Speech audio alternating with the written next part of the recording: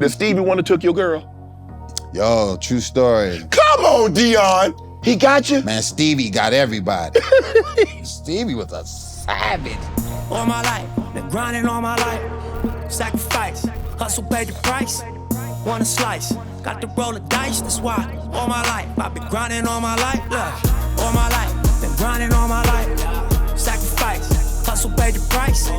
Want a slice, got to roll the dice, that's why. All my life, I've been grinding all my life. Hello, welcome to another episode of Club Shay. I am your host, Shannon Sharp. I'm also the proprietor of Club Shay. Today, we're at Alley Lounge on 66 at Resorts World, Las Vegas. The guy that's stopping by for conversation and a drink today is an actor, writer, producer, and one of the great stand-ups of his generation. He has a successful 20-plus year career in TV, film, and comedy. He's a 10-time NAACP Image Award winner. He's a 3-time Emmy nominee. He's a 3-time Writers Guild of America nominee. He's a 2-time Screen Actors Guild Award nominee. The one, the only, Mr. Old Spice himself, Deon Cole. Man, how was that intro? That was great. Yo. I appreciate that, man. Thanks for stopping by. I know you're busy, but I always like to thank my guests for stopping by because I know they have busy schedules, and to give me a few moments of their time, I greatly appreciate that, bro. Thank you for your time, man. And before we start anything, I just wanted to ask you real quick, all right? And this is what the people want to know. Yeah. Oh, Lord have mercy. Did you set that video up? Did you set that up? Did you set that? The thing is, Deon, what I don't get people's like, well, you did that for clout. So you really tell me I'm willing to risk my good name, my reputation. Thank you. I work for Disney. Yeah. Disney. Mm-hmm. Risk that, my reputation, embarrass my family, and all the potential monetary ramifications that comes along with it. For what?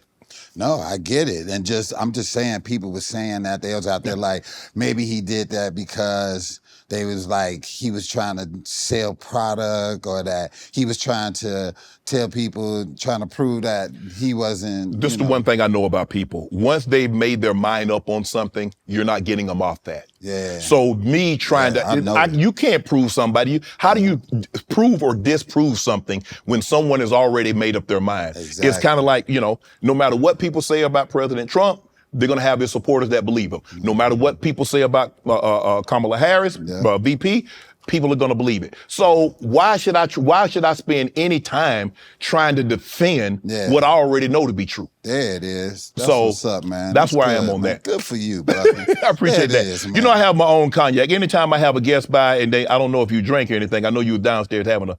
Yeah, you know what? I would have a drink, but I was drinking recently, and I'm gonna take a sip because I definitely want to taste it. Okay. But I'm not gonna drink the whole thing. No, I don't expect you to drink the whole thing. I want to taste it. Yes. To your career, past and future. Hey, and likewise. Appreciate you, bro. That's good. We're gonna send you home with a bottle. Oh yeah, send me home with a bottle. Yeah, sexy right there. Yes, sir. We're gonna talk about your Netflix special. Okay, Mister. Yeah. It's been unbelievable. But Thank you. Paul McCartney, you doing a show, and then all of a sudden, he hops on stage. Now, the last time somebody was talking and somebody hopped on stage, it didn't go well. It didn't go well. So what were you thinking when he came on stage? So the whole thing was, I'm working on. I knew my special was coming out, so it had just came out, so I was working on new material. Right. I mean, instantly. To me, when specials come out, a lot of people throw parties. I'm working. Right. You know what I mean? And so I walk in the comedy club, and everybody looking at me like they saw a ghost. They like this, yo, Paul McCartney is here to see you, and I was like this, Paul who? And they was like McCartney. I'm like, who's that? And they was like, Paul McCartney. I'm like, Beatles Paul McCartney. I'm like, why is he here? They was like, to see you. I'm like, really? I said, good boy. And I was like, bring him up here. And because I was in the green room. Right. And he came up there and he was So you had never met him before? No, he was like this, hey man, how are you? I think you're hilarious, man. Yeah. And I was just like, was like, yo. So has that ever happened to you before? Someone like famous, or I'm talking about famous, wanted to meet you before you actually went on stage? Yeah, it's been times where people have seen me, man, and it blew me away. Like one time I was on this show a long time ago called Angie Tribeca. And we was doing something at the White House when I was at Blackish, right? Okay, We was doing something there. And Christian Bale was there, and he grabbed me and was like, "You are so hilarious." And I just was like, wow, Batman told me I was hilarious. Right. So yeah, every time I run into somebody like huge like that and they know me, it blows my mind. I ran into Meryl Streep one time and she was like, man, I love what you do. And you know, when you get these moments, man, it validates the naysayers that I've always hated on you, or it puts you in perspective, because you would be trying to appease these people, knowing that these great icons love what you do, and then you go, oh, okay, you know, I don't even care what y'all talking about. You know what I mean? Happened with Eddie Murphy, and you know, it's just meeting these people and it validates you. You know? Did you know Paul McCartney was such a big fan of yours? I had no idea. No. So this is what happened. From what I hear, this is what the story that he was saying, that they were saying, is that he was coming from rehearsal. He's got a world tour going on, starting in Africa real soon, like I think in another month or whatever. And he's coming from rehearsal, and he's driving down Melrose, and he saw my name on the marquee and was like, that guy's funny. I was like, man, let's go see him. Wow. And he came in, we talked, and he lit a we smoked it, and yeah. Damn. Yeah. From never meeting the guy, didn't even know he was a fan of yours, to y'all blowing in the back? He came upstairs and he was like this, hey man, I love your work, can I partake? And I was like, sure. And then he was like this, so yeah man, how long you been doing stand-up? And I was like, and I'm talking to him and he was like, yeah. He was like, you wanna hit it? Now I haven't smoked in 13 years, right? And I told him that, and I said, but I am going to smoke today. It's Paul McCartney. How do you Paul McCartney. How do you say no to Paul McCartney? Smoked that shit, and we sat there, smoked, laughed, had a good time. He went downstairs and I went on stage and bombed the whole night. Like the worst show I ever had in my life. Was it good? Was it that Snoop? It was good. Okay. I bombed the whole night. Like, all I could hear, I would do a joke when nobody laughed. All I heard was him go, laughing at me bombing.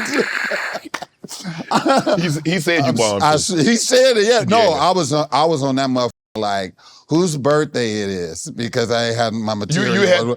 I went to birthdays. So where the Pisces? But when you saw him walking on stage, did you think anything? Has anybody ever approached you on stage? No, so this is what it was. I was bombing so bad because I never wanted to tell them why I was bombing. Right. And then I finally told them I was high, and I was like, but I'll tell you why later. Did the whole set for a whole hour, and then I was like, I'm gonna show you why this was horrible. And I was like, I want to bring the guy I was smoking with on stage. Oh my goodness! And he came up there, right? And I brought him up there, and he said, "It's my fault." He didn't admit it, but I said it was his fault, and it was. I was like, God damn, I wasn't ready for that. As a former NFL player, I know a thing or two about high performance, and that's why I drive the BMW 7 Series. This car has everything I need. It's big enough, comfortable enough, and luxurious enough to meet even my high expectations. When I'm behind the wheel of the BMW, I'm not just driving a car, I'm driving legacy. What I love most is the precision engineering, cutting-edge technology, and unmatched style, whether it's spacious interior, the powerful engine, or the smooth ride. BMW makes sure every detail is on point. I trust BMW to deliver the ultimate driving experience, and I know you will too. So why wait? Head over to BMWUSA.com. Check out models like the sporty X3, the all-electric i4. Build your dream car today and join me in experiencing luxury and performance that only the ultimate driving machine can offer. Throughout your career, has anyone ever come up on stage when you were like, I don't know if you like call people out, you put the light on them, and you just go in on them. Has anybody ever come on stage and approached you, Deon? Yeah, me and Mike Epps did a show one day. I think it was in South Carolina. This dude walked on the stage, And I was like, dude, you can't be coming up here. And he was like, no, I'm just up here to talk to you. I'm up here to talk to you. And I seen him kind of squaring up with me. And it was a cordless mic. And I was like, dude, get off the stage. And he was like, this, nah. And he started walking up on me. Right. He swung, I ducked, and I was like, bop! And the mic was like, and the mic went out and he fell back. And Mike Epps was like, yeah, wow.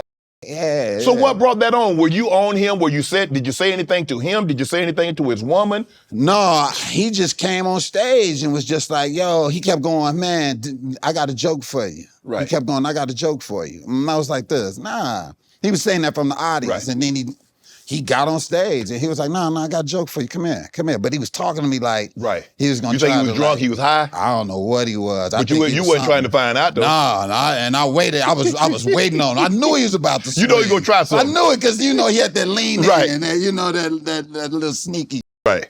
Yeah, and I had to put the foo-fops on that mother. So let me ask you this. Is there a difference?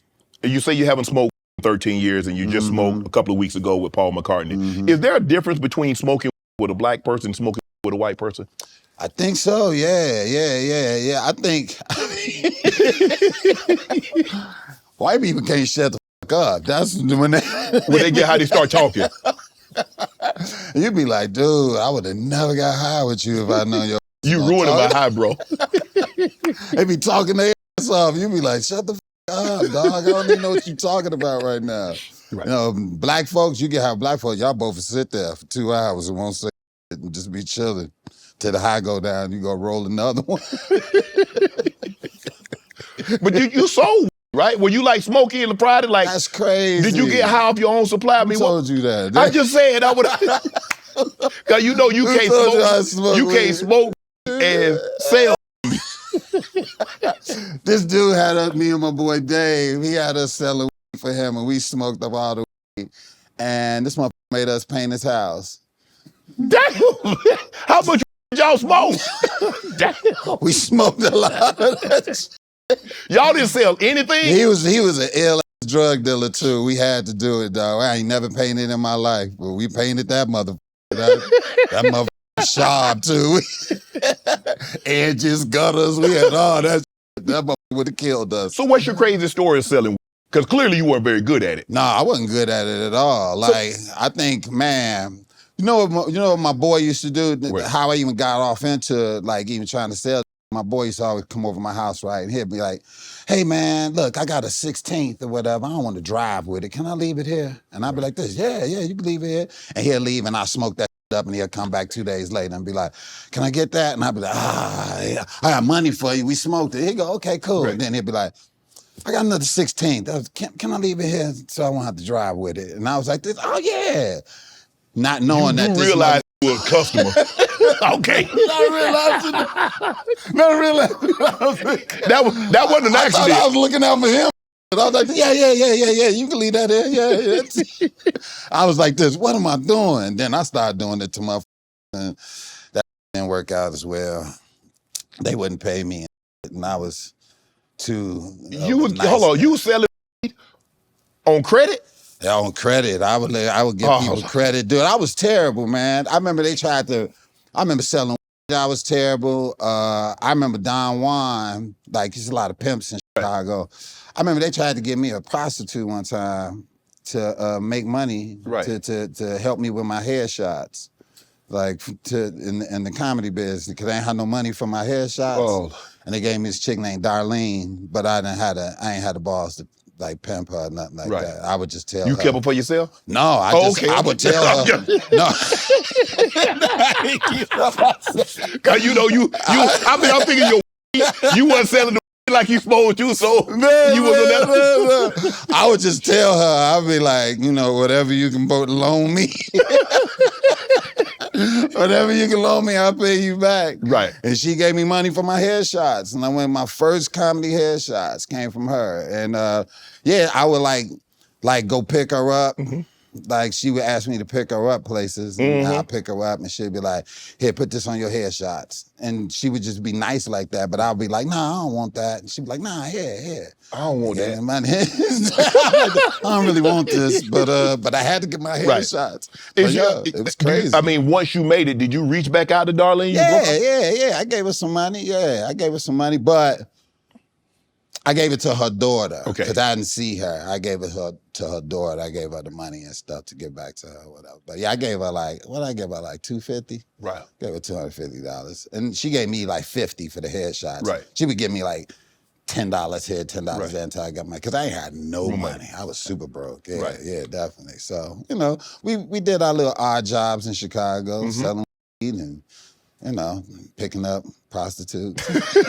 You know, the regular stuff, you know. What made you say you partake for the first time in 13 years with Paul McCartney. What made you stop smoking? Man, I was overthinking. And see, when I stopped smoking, it didn't have all these labels. It had them, yeah, okay. It didn't have all these clarifications. It was just and you got whatever you got when you got it. It was if you was paranoid, goddamn it, you was paranoid. Right. If you was sleepy, you was sleepy. You ain't know what you got. So I would get that, man. I would overthink so much, man. I'd be like, oh God. And I just had to stop. And I just had to go to another level with stuff. You know what I mean? I was lazy, wouldn't do nothing. It was terrible. And so I just quit. Now I really wanted to start back up, but I never did because it has so many clarifications on it now. Now you got if you want to eat, if you want to sleep, if you want to have a good time, you know, they have different strands for everything, and they didn't have that back in the day or whatever, you know. Well, talking to Katt said like, when you like do your job, you're not used to sleeping till like 6 or 7 o'clock in the afternoon because you don't start working till 9:30, 10 o'clock at night. Yo. And then you work until 1, 2 in the morning. Yep. You eating and carried on. That's your normal day. It's like, bro, I mean, how do you trick your body to say this is normal when for the last 25, 30 years you've been doing something one way? It ain't normal. It ain't normal at all. Like you just, and man, 1, 2 o'clock in the morning is when you first get into the club, to be honest with you, you know. It was a big transition for me to go from doing stand-up to like having a job, like because I would be going to bed at like 5 in the morning. But yeah, you had to trick yourself all the time. And I think a lot of comics drink and smoke to keep up with that. You know what I mean? Yeah, because I remember back in the day, I used to wake up at like 4, 5 o'clock. In the afternoon? Yeah, that was regular. That was regular hours. You know, I go to bed at like 6. Wake up at 5. That's a good 11 hours. Yeah, for sure. For sure.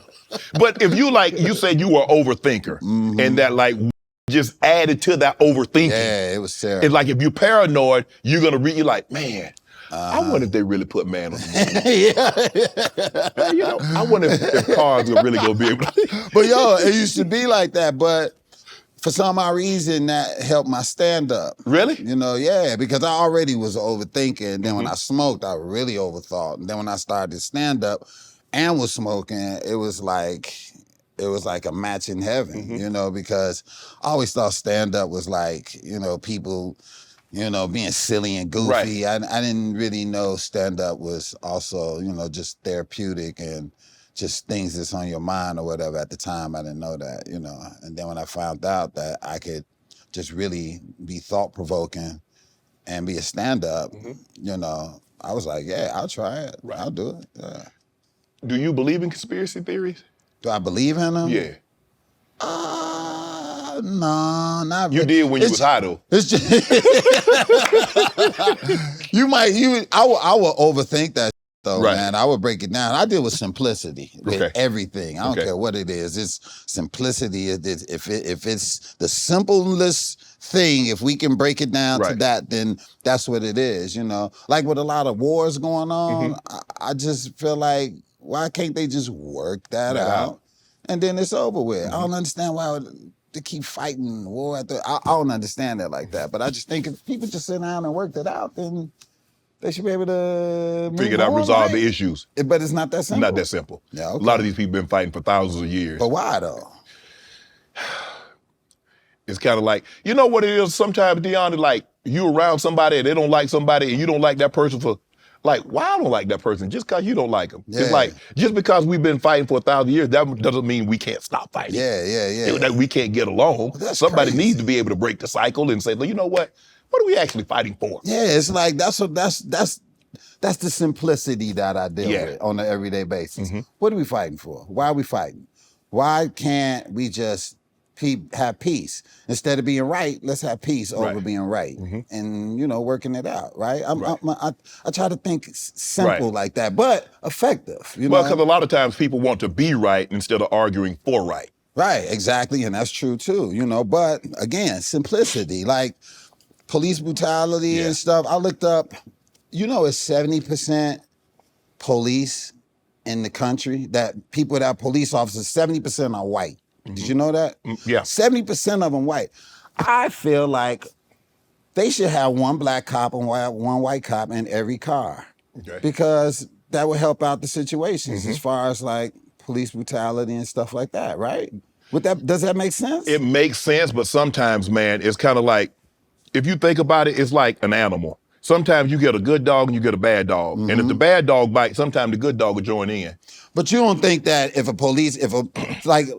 two white cops pull over, It's that power. I don't necessarily believe it's the black and the white. I think it's the power that comes along with being a police officer. I get that, but I also think race has something to do with it too. Yeah. Because if you have two white cops and they pull you over, they're gonna be on their white cop.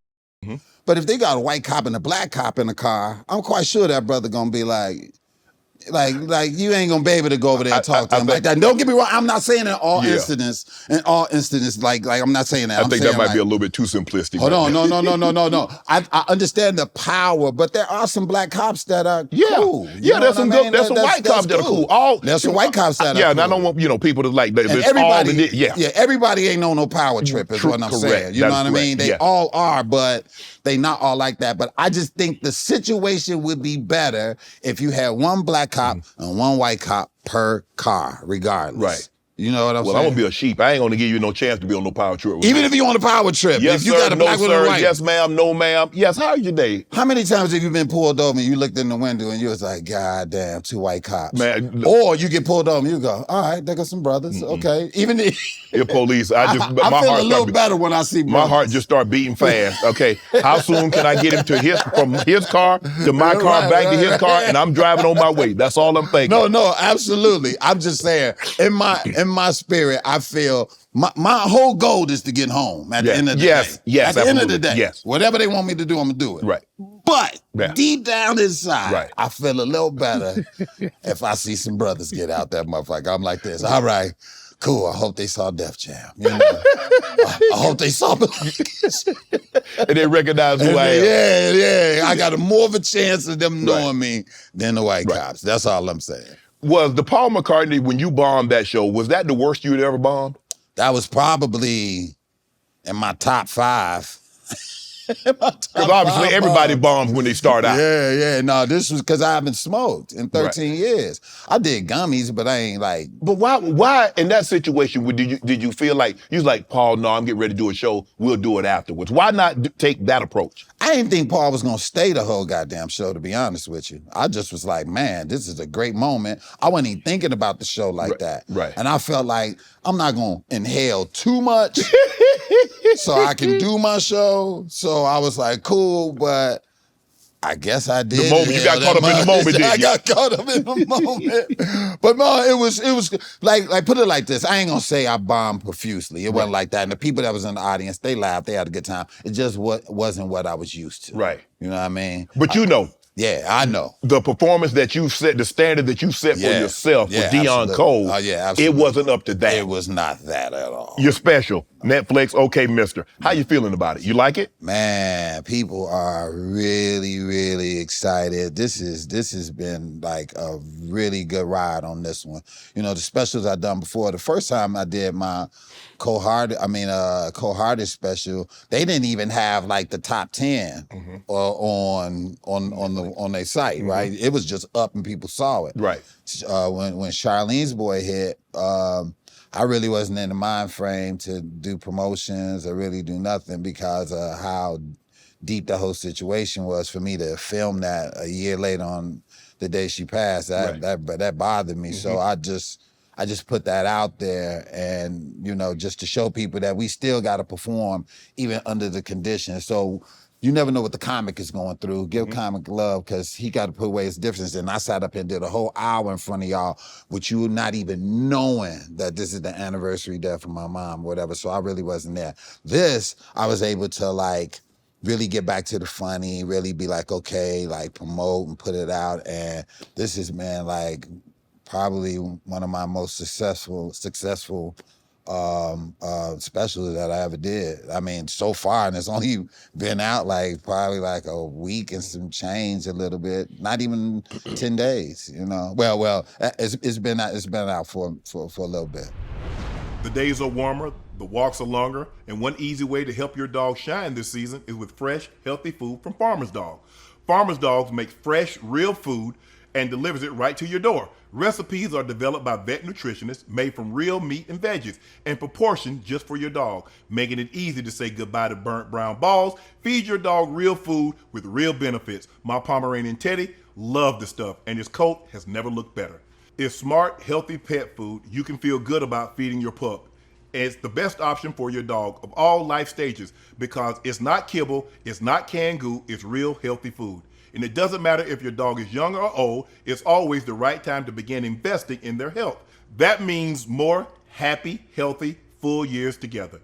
Get 50% off your first box of fresh, healthy food from farmersdog.com/Shay. Plus, you get free shipping. Just go to farmersdog.com/Shay to get 50% off. That's farmersdog.com/Shay. You said that a lot of times people don't realize what a comic is going through. And although he's making his audience laugh, he might be dying inside. Yeah. When you talk about writing Charlene's story, which is your mom during the time your mom had just, it's the 1 year anniversary of your mom passing, did you enjoy it, knowing that what you were going through and what you were dealing with? Did you get an opportunity to enjoy it? Not really, because it almost was like I was cornered into doing that. I turned it down. It was crazy. So when you do these specials, right, you find a city that really love that you, really rock that with really you. rock with you, and that's where you go shoot your special, right? And so during that time, I had a bunch of cities, and I was waiting on Netflix to come back to me and tell me when they wanted to shoot. But I had to keep touring. I kept doing dates, and I really didn't have too many cities left over. I had like a couple cities left over. It was like Chicago, New York, I think it was a couple other cities, right? And so they was like, man, you should shoot in New York. And I was like, well, New York, I know I'm from Chicago, but I was like, New York comics, like you gotta be from New York to shoot in New York, you know what I mean? Yeah. Or have some kind of affiliation with some kind of tie. Yeah, exactly. So I was like, I really didn't want to do that too much. But then they was like, man, all the other venues are taking up places. And I was like, well, New York they with me, you know what I mean? I don't know, what part of New York? And they was like, Brooklyn. And I was like, oh. And I was like, yeah, Brooklyn for me.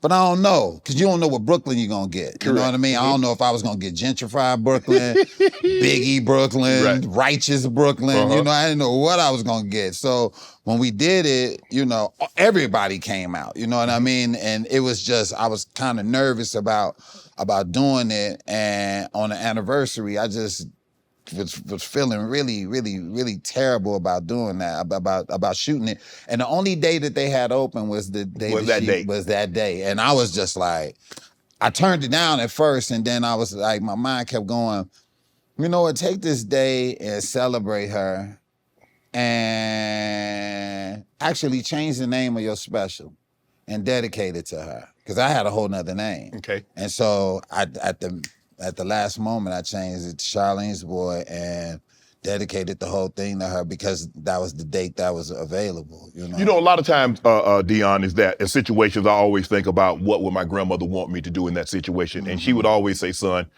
hey, ain't nothing you can do for me now. Yeah. You need to go take care of what you need to take care of, and then, because I'm still going to be here. What would your mom would have said? What do you think she would have wanted you to do? I think my mother always just wanted me to be happy. Like, we were so poor in Chicago, yo. We didn't even have like a refrigerator. We would just put our food on the windowsill. Yeah. Because that's where the snow was, right?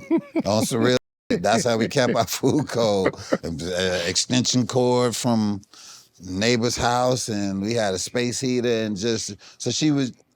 I was happy, not even really knowing that we was poor, Right. but I was happy, and she always was like, "I just want you to be happy," and her passing was like, and I'm still affected by it, like every day, but because I'm the only child. Okay.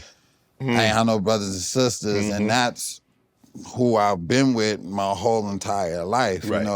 But I remember my aunt told me this, because I wasn't eating or doing nothing, and my aunt was like, well, if you had a chance to bring her back here, would you? And I was like, well, yeah. She was like, why? Why would you bring her back here? With war and diseases and all that. And this was like during like the pandemic. She was like, would you bring her back here? And I just cried, man. And I was like,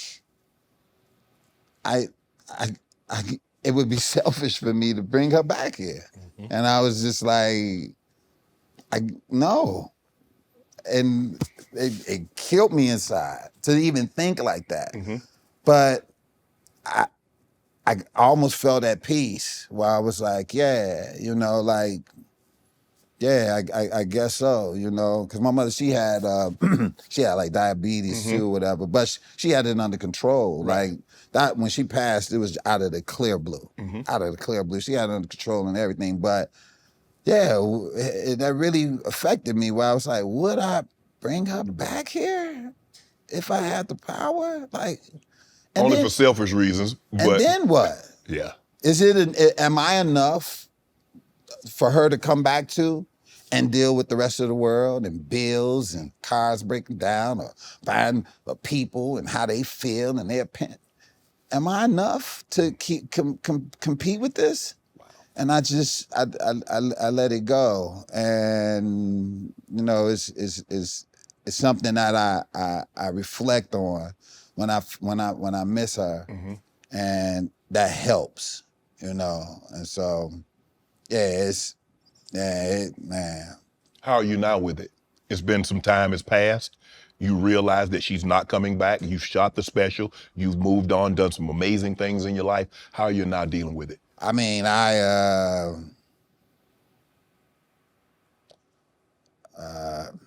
it just depends on what's happening. Like anything like good happen to me, I be feeling bad. I mean, I feel sad because I can't like share it. So I remember when I did The Color Purple, I cried that whole movie, man. My mother loved that movie. And to be in that movie, I cried the whole time. Even leaving the set, I cried every day. And people kept wondering what was wrong with me, and I couldn't pull it together because I was so sad. Even at the premiere, I was crying on the red carpet. Like, I just want her to see these things. And people always say, like, oh, she's here in spirit. And it's like, yeah, I get all of that. I get all of that. I want her here. I want her next to me. I want to like lay up under her. You know what I mean? Like I always did. Like anytime I went home, even to her passing, she would lay on her side and I like lay up under her. You know what I mean? It's just one groove right up under her that I would lay at, and everything was okay? Everything is okay. And for that to be gone, it's like, you search for that groove and you ain't gonna find it. No. I don't care how many women you sleep with. I don't care who you be with. You're never gonna find that groove. And you gotta live with it. You talked a lot about dating on your special. How's the dating scene for Deon? It is a mess. It's a mess. It's a mess. It's a mess. Why is it a mess? It's a mess. You just don't know what you're getting or what you're doing. It's like I don't know what to do nowadays. Okay. We in a world of, people swiping. You don't, if you don't like what I'm saying, You don't have to deal with me. You can swipe and it's 8, 9 other guys waiting on you. Right. You know what I mean? It's no hustle and bustle to be with me. Right. And then when you get somebody, you don't know what they really there for. Right. You don't know what they really into you about. Like, are you trying to invest time to find out what they're there for, or are you?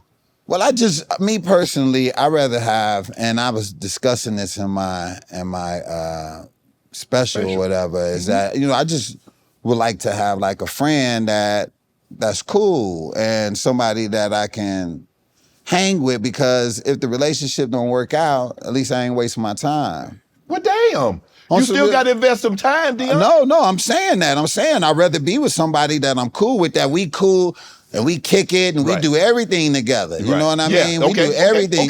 We do everything together. And so the more we do that, the more time I'm spending with you. Yeah, you'll get closer and closer. I'm gonna get closer. But how about the relationship and all the sex and all don't work out? Then I ain't just leave her and she ain't leave me and we just wasted our time being with each other, trying to work it out, and it didn't work out. At least we still cool. Right. We still can go watch a movie. Right. Because that's what we got. Hell no. No, we can. No, you can't. Man, I'm telling you, a woman can, look, let me tell you something. A woman can cheat on me and I probably wouldn't leave her. Depending on.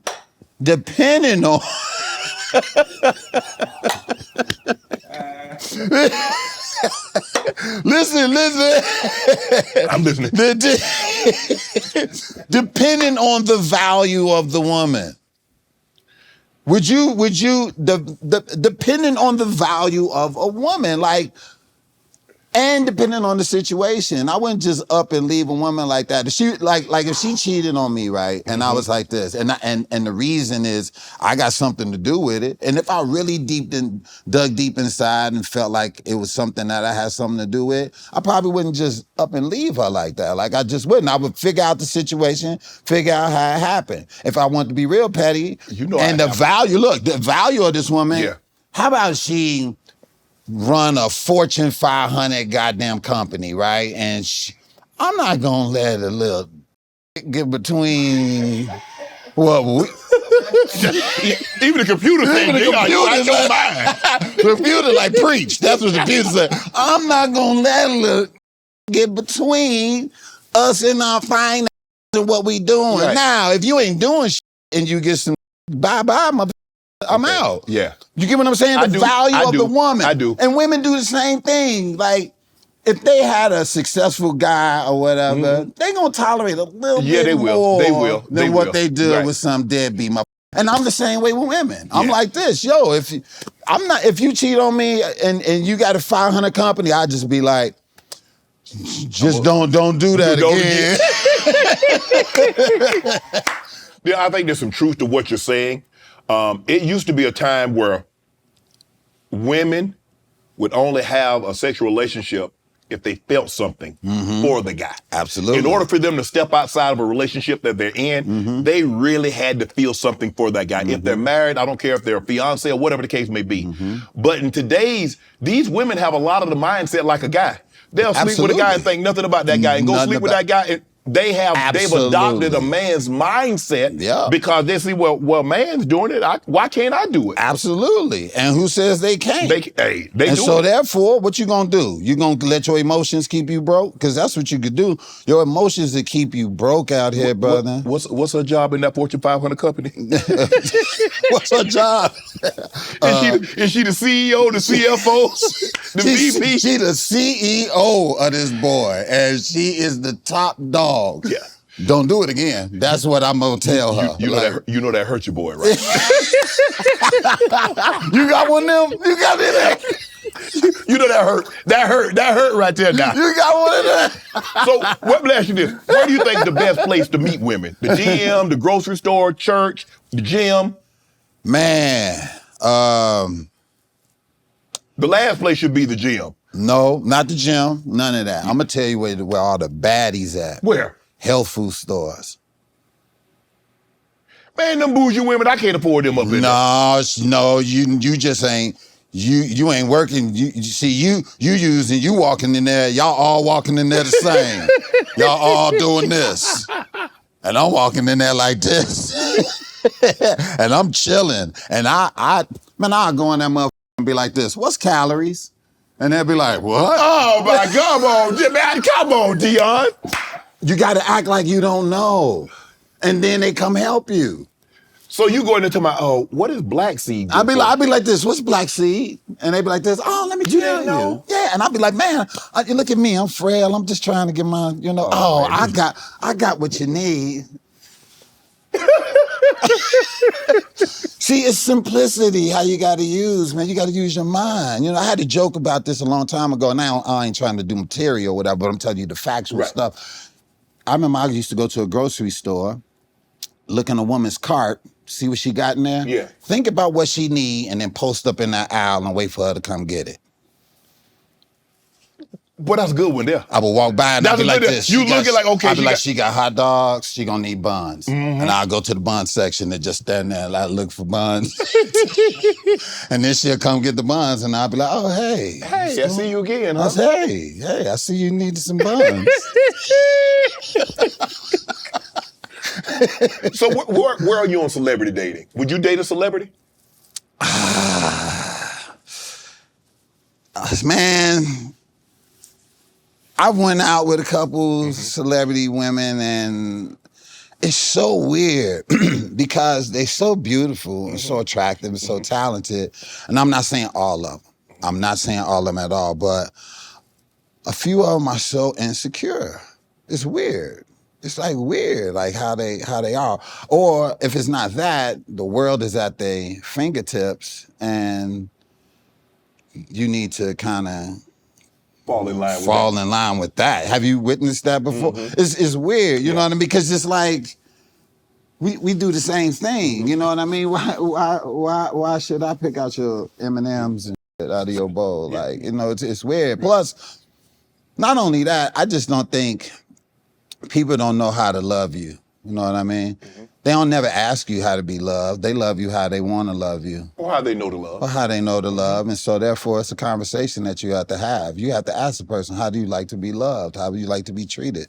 And then go from there. I think that that's a conversation that must be had. Yeah. And don't nobody never have it. Yeah. Somebody give you a bunch of flowers. And if a girl bought you some clothes, you'll be like this, I don't want like, you don't want these. I'm more. You can get whatever the you want. Yes. I'm more. I think the thing is, like, for a lot of women that make a lot of money, that are celebrities or high money, it's like the affirmation. They need constantly like, babe, you're so beautiful. Babe, you're amazing. Oh, I can't. It's like. Right. It's almost like I need to be like a pep rally. Like I also have to just constantly like build them up. Yeah. I'm like, babe, do you realize? Like, I mean, you're beautiful. You the baddest motherfucker. You just like 50 times a day? Dude, on the real, you be like, you are the baddest motherfucker walking. Yes. Like, what do you mean? Yes. Like, why do I have to make you feel like that? You know why? Because of what they used to. They used to going out the house. Right. Every day they wake up, they gotta say thank you. Do you understand that? That's a being fine is a mentality. Yeah. You know what I mean? For sure. Every day you wake up, you gotta say thank you. Oh, thank you. Yeah. Thank you. Oh, thank you. Thank you. Every goddamn day. And the majority of your life you've been lied to. At least 70% of your life because you fine. You never really get the truth. Right. Because everybody wants something from you. Correct. And so that mentality is something that you have to deal with when you meet a fine woman. Because even then, and they never gonna really admit it, Right. but you are treated differently. They are. And then when you tell them, they don't believe it. Like, They don't believe it. And it's like, no, I'm telling you the truth. Like, they lying to you. Like, they've been lying to you, women and men. Yeah. And so it's a mindset. You know what I mean? But I tell women all the time though. Oh, I tell men this too. Like, for every woman you show me, I show your mother that didn't want her. Yeah. Somebody didn't want her.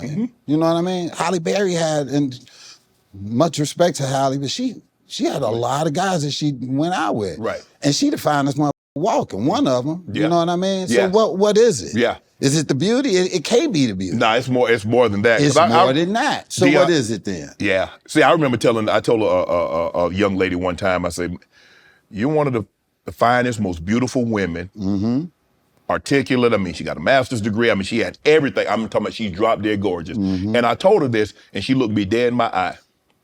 She said, I know a lie when I hear it. Wow. Because of what she used to, yo. I was like, I don't know where to go after that. You don't know where to go after that. Like what'd you say earlier? When a person's mind is made up? You're made up. It ain't nothing you can do. I think the thing is that sometimes you get so used to people telling you something and you feel like they're telling you that to get something, extract something out of you. Yeah. That you don't realize that when someone is paying you a genuine compliment, you think it's a lie because they want something from it. But it is true, though. I did want something, though. But look, I was just about to say it is true. I ain't gonna lie, I ain't gonna lie. I ain't gonna lie to Deon. She was bad. She was bad. Yeah, she was bad, but I did want something. But look, how do you navigate that? It's hard. It's hard. Yeah. And that's why I say, like, being fine is almost like a gift and a curse. It is. For a lot of women out here. Like, it's something that they have to deal with on an everyday basis. That's kind of like, wow, like, and you have to understand that dealing with her. Yeah. You can't. I think the best that a fine woman can do is just choose what mess she want to be in, Right. and go from there. Go from there. Yeah. The best mess. Right. Choose the best mess. What's the best way to get out? Have you ever gone on a bad date? Yeah, I've been on. What's a bad the best way to date. get out of it? Man, what did I do? What did I do when I was on let me think of a really bad date. Oh man, I can't even think. I'm thinking of so many. Damn. You sure can't pick them, can you? I had some bad ones, Jack. I remember one time I was with this this girl, right? She picked me up. We go to the hotel, we hang out. And so I asked her, do she want to, true story, dog. I asked her if she wanted to come to the show later. She was like, yeah. She left. She had left her shoes in my room, right? And I was like, oh, okay. I was like, she gonna come pick them up later. Right. She gonna hang out, right? Later on that night, nothing. She ain't respond, none of that. And I'm like, man, I ended up doing the show, left, went back to the room, me and my guy, and we was like, man, let's get something to eat. And I kept calling, she wouldn't answer, nothing.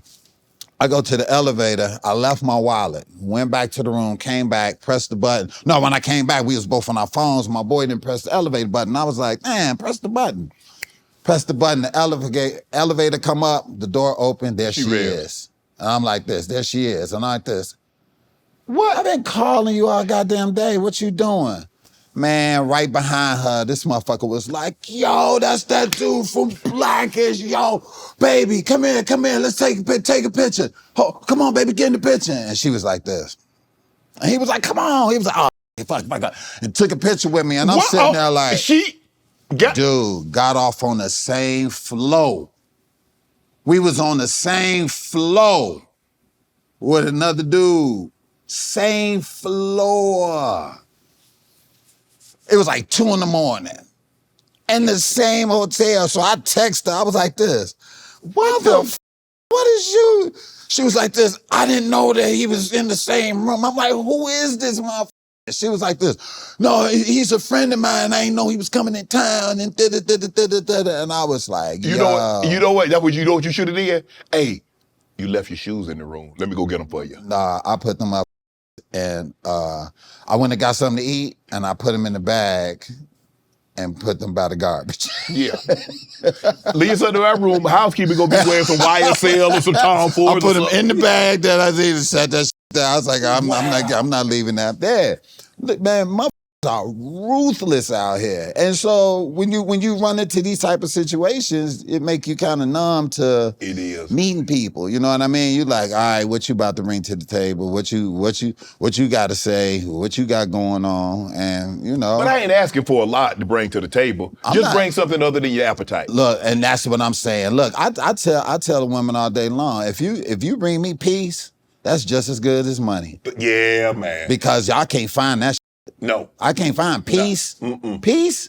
Like, you give me that, man, we good. Just be cool, man, and just, understand the situation, read the room, and we good. The more open-minded you are, the better we are. You know what I mean? And I'll play my position, you play your position, and man, we good, but a lot of women don't really see like that sometimes, and so what do you do?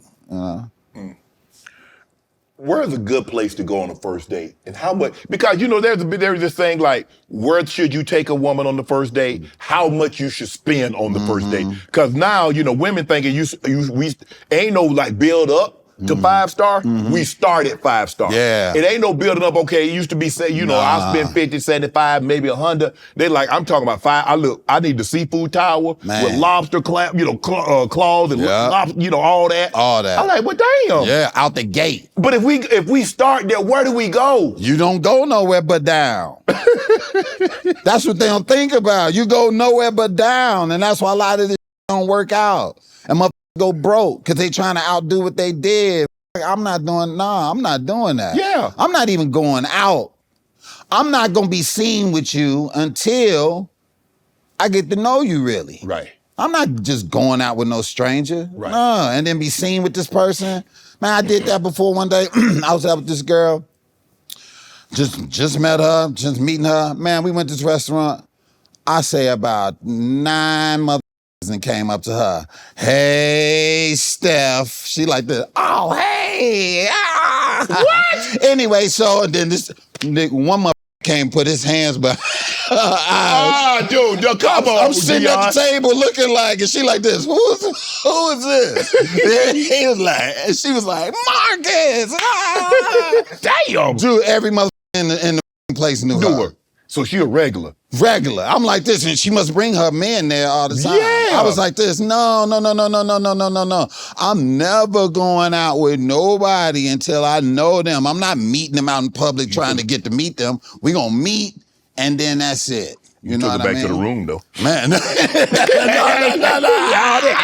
that about Marcus.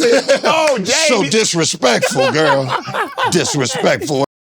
Because if you start, we go on vacation. If we start up at the Maldives, we start up at Bali, we start up at, the Seychelles. Where do we go? So can we like stay in the States? Can we go to like California? If you live in Florida, let's go to California. If we in California, let's go to Florida. Or we go, why we got to go 12, 14, 15 hours away? Because anytime a woman do that, I think to myself, she trying to hit it and quit it.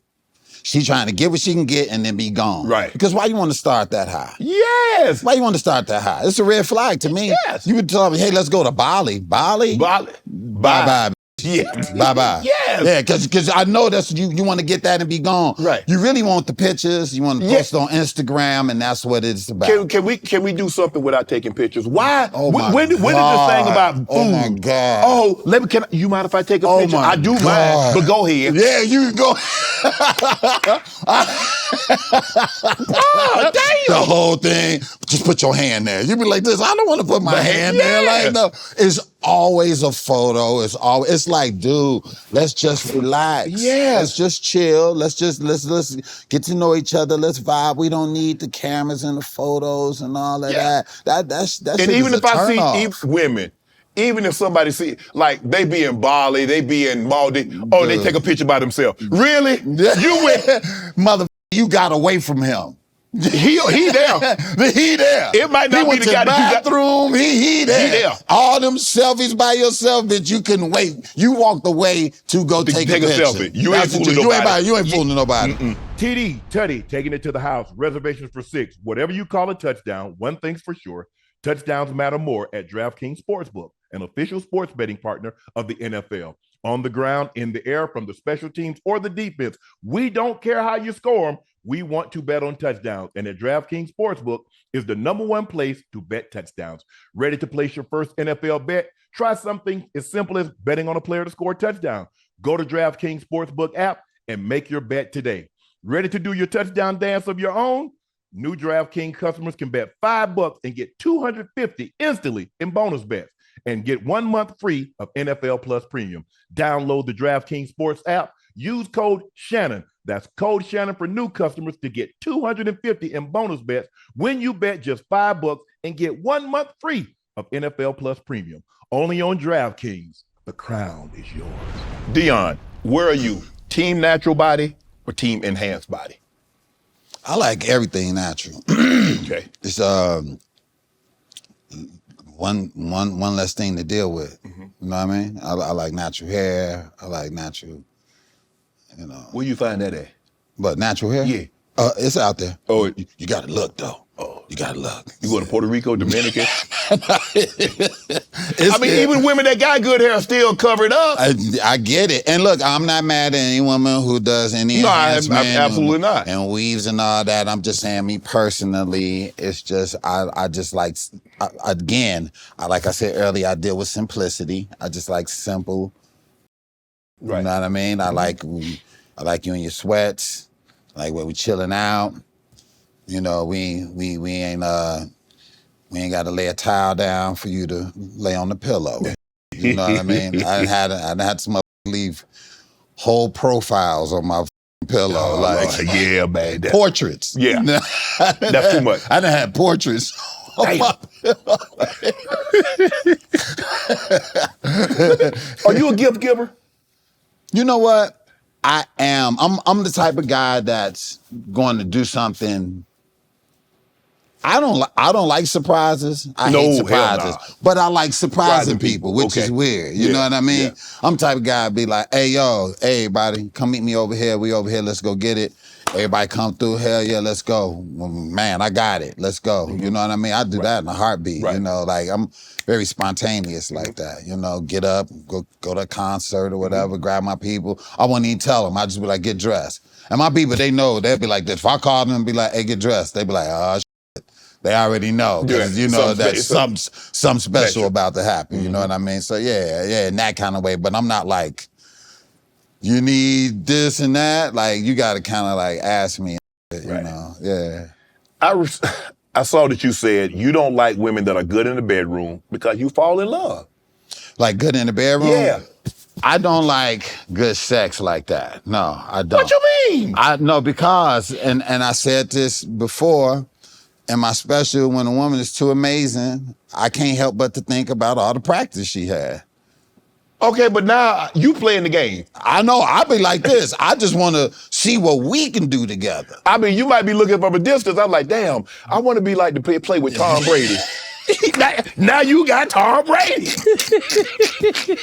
You don't have to wonder no more. I like a motherfucker who knows what she's doing, but I feel like getting to know each other while we doing that is the turn on for me. Not let me show you what work. I don't want let me show you what work, because me, I'll be like this. That might not work for me. I'll be like, yeah, or why don't we just feel each other out and see what works for each other? You know? It's different. It's different. We grew up, what we grew up and what women were doing and what it is now is totally different. Now it's like, this is here. Let me give it to you. Yes. It's like, yo, wait a minute. Yes. It's all. And that's what I'm saying. That's how I am. I'm like, wait a minute now. Hold on. I ain't like that. I'm like, come on. I like, come on. Deon said, stop. Like, give it to you. It's a different time. Look, I think I'm a little older than you, Deon, but and I remember that being a teenager and what women would do then, and then in my 20s and in my 30s and in my 50s, and what. It's a whole different ball game. It's so bizarre. If somebody would have told me this when I was a teenager, that it would go to this, yo, I was like, man, you crazy. But you know what? Social media has a lot to do with that as well. It's just they have to, I think, and I could be wrong. Don't crucify me, but I think they have to be like that because there's so many options. A man can go on Instagram or swipe or do whatever, and he can have somebody like that. I remember this one girl told me this girl I used to date, she married her guy, and I said, how did you pull him? She was like, man, I f***ed my way to the top. And she was like, I meant that shit. She said, I would f*** him anytime he wanted to, whatever he wanted to do, I'd do that, to the point where he was like, man, I ain't leaving you. She was like, I literally f***ed my way to the top to get him.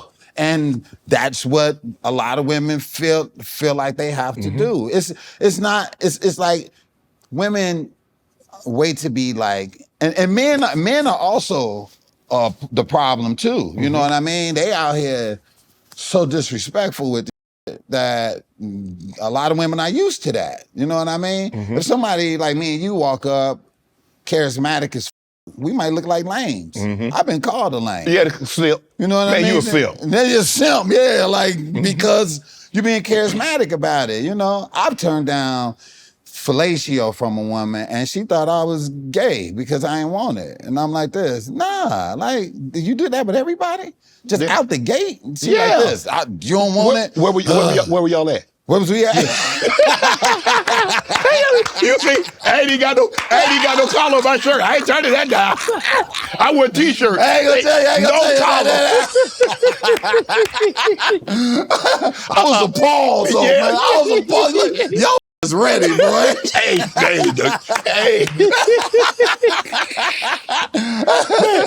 Hey, man, it's true now. I mean, because you know, the internet and stuff, that Stevie Wonder took your girl?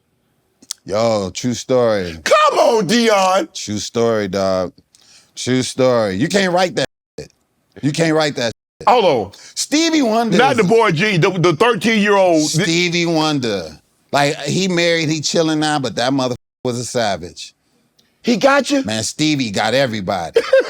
No, I'm serious. Stevie a mother, dude. Everybody be thinking that I was just joking about that, but nah, Stevie was a savage, Jack. Oh, man. Man, we went to a concert and me and her, we chilling and she was like, I was like, man, we went backstage and one of Stevie people was like, man, he wanted to meet her. Her? Yeah, like they wanted to meet her and I was like, yeah, go ahead, meet Stevie. It's all good, you know? Man, I'm sitting there like 45 minutes. Oh, no, he got. And then she come back and she goes, hey, you mind taking a cab home? And I said, why am I taking, because she drove. I'm like, why am I taking the cab home? She was like, cause Stevie, he just wanted to talk to me about some things and da-da-da. What? And I was like, are you kidding me? She was like, yeah, she gave me $100 to go home. I got in the cab and went home. And I was like, wow, this is a dark day. Deon. Stevie, Jack. And every time I saw that motherfucker, I'd be like this. You threw out all his records too, did you? I said, you know what you did, motherfucker. And he was like this. Oh, man. Oh, man, stop playing.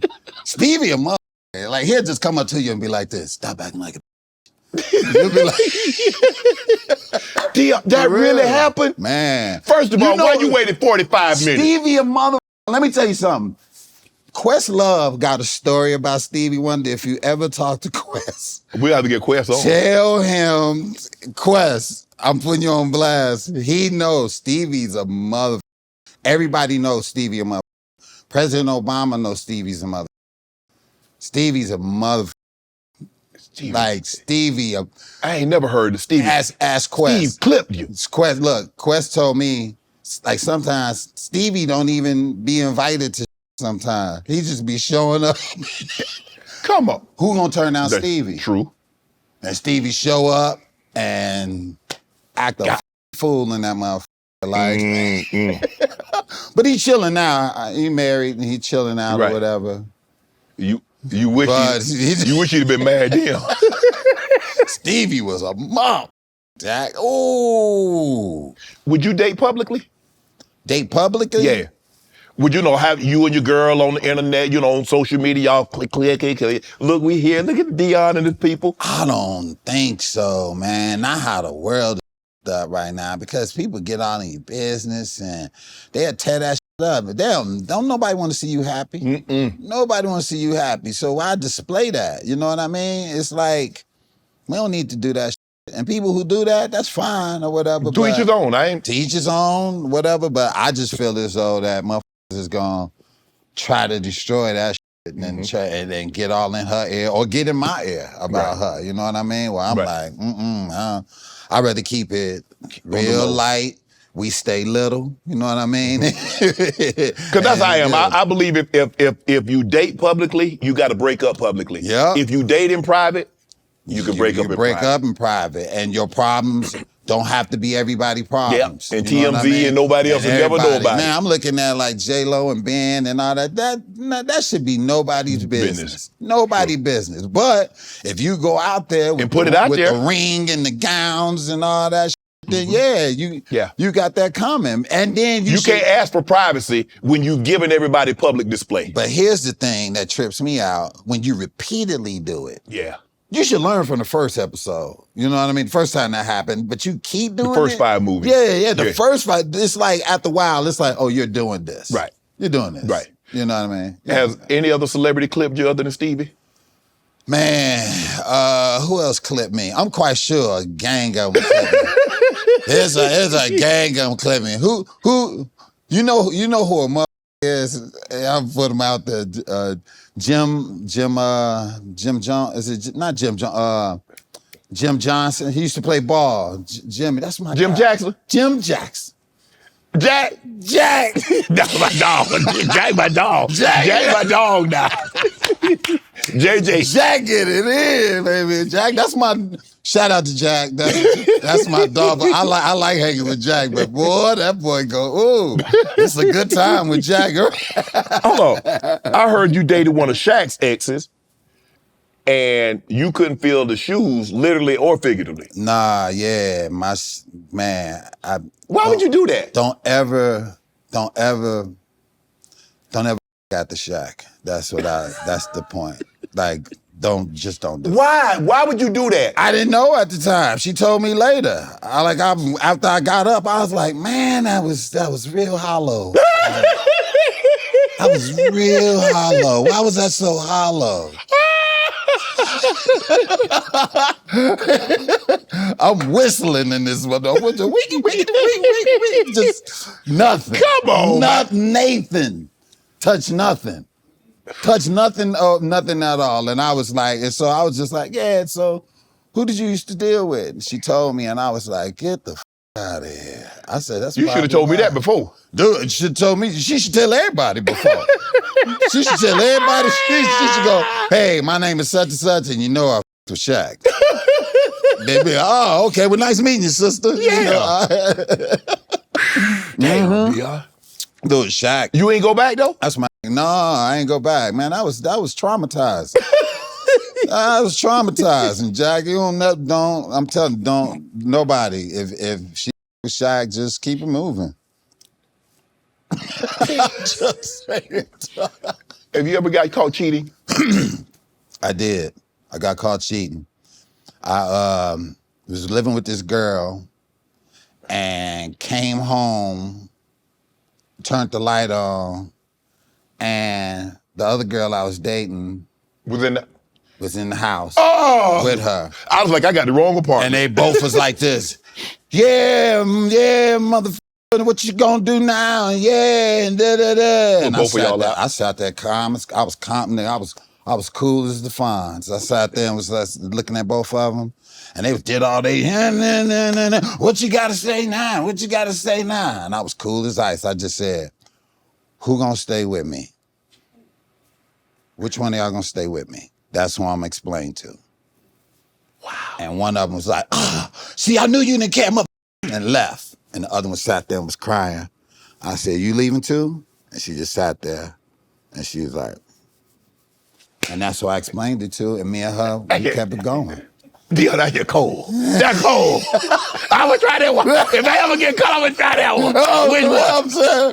I'm only explaining one time. I'm only explaining one time to one person. You or you? You. Who am I talking to? Wow. And I talked to her, me and her, we was cool. Ooh. Yeah. And I told her exactly what happened on surreal. So what about marriage? Would I get married? Yeah. I would like to get married. I would like to get married, but it's got to be with that mother, that friend, man. No stress, no none of that. Even if you feel stress, you gotta believe in yourself that this ain't bigger than us. You can't keep making situations bigger than us. Mm-hmm. Like, you have to understand the situation at hand and know that if we are going to grow together, we're going to constantly have issues. Because the level that we are on now, we got issues on that level. Right. You know what I mean? When Now, if we grow. go here, it's new issues. Yes. With this. It might be, I got to be out of town. You might have to be out of town more. I got to be out of town more. Now that adds more trust. You know what I mean? Now we get to this level. We got a new house. We got new that. Now we got new neighbors. And now we got to do this and do that. And the house, we got different issues with the house. Like we got different issues with the house. Like it's levels with, but for every level, it's a new devil. You know what I mean? And so therefore you have to deal with that. But you cannot let that be greater than where you're trying to go in your situation. And you have to learn from that from each level. A lot of people, they go to another level and then they argue. And they never think that, no, we got another issue. We got different issues on this different level. Right. If we now making money and we successful, that's gonna come with extra hoes, extra and shit like that. And so therefore, you got to be able to handle that. You know what I mean? And you got to be able to deal with that. And then it's going to come to another level where you don't even spend time together. Right. You know what I mean? And you got to be able to be cool with that. So you got to be able to you got to be able to know that we are bigger than any issue on this level. Until I find that woman, then we good. But we definitely have to grow together and have some issues in order to grow. I heard you talk, and I hear the pain, the love, and your voice for your mom. Are you looking for that in a mate? You say that was your right hand. You say there was a place that you could always go and you could lay and it was perfect. And you haven't found that in that one person. Are you looking for that in a mate?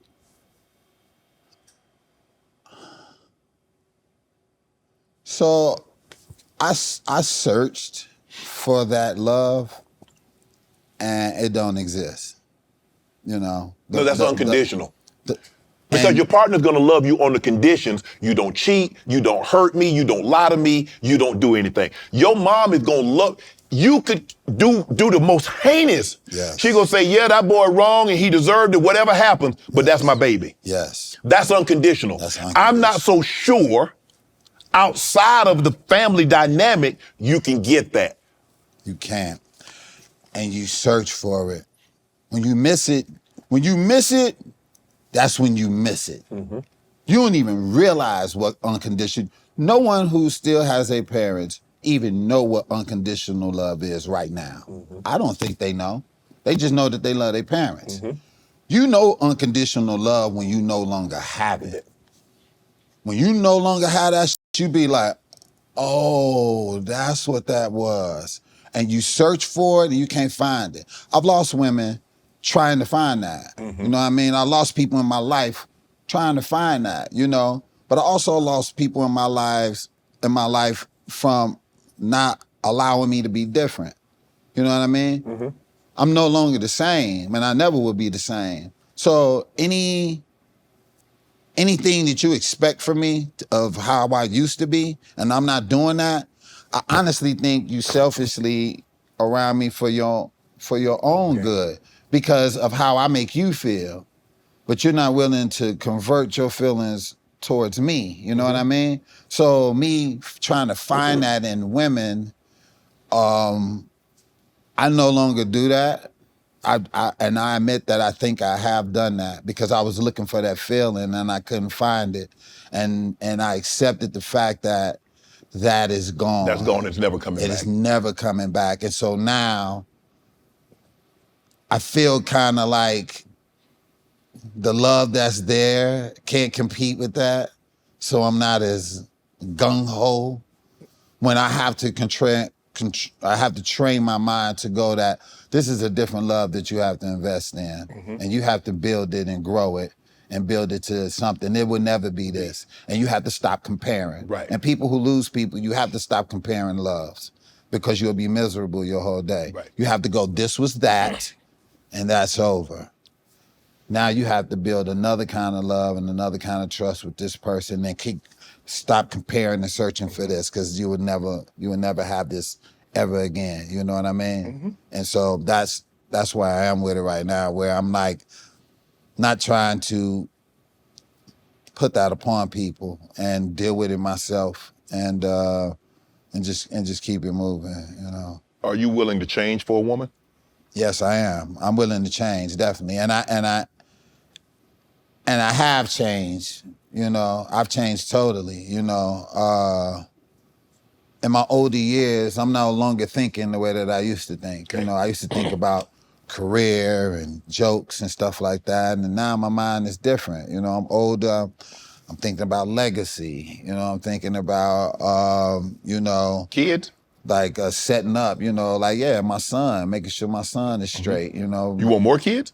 I don't know. I mean, maybe, I'm not sure. You know what I'm saying? Me personally, I don't feel like I really want to right now. I feel like I'm too old to have a kid, and you know what I mean? I just feel like, you know, I wish I would have had more around the same time I had my son, Right. but again, that's over, you know what I mean? But you see how quick you said you willing to change? yeah.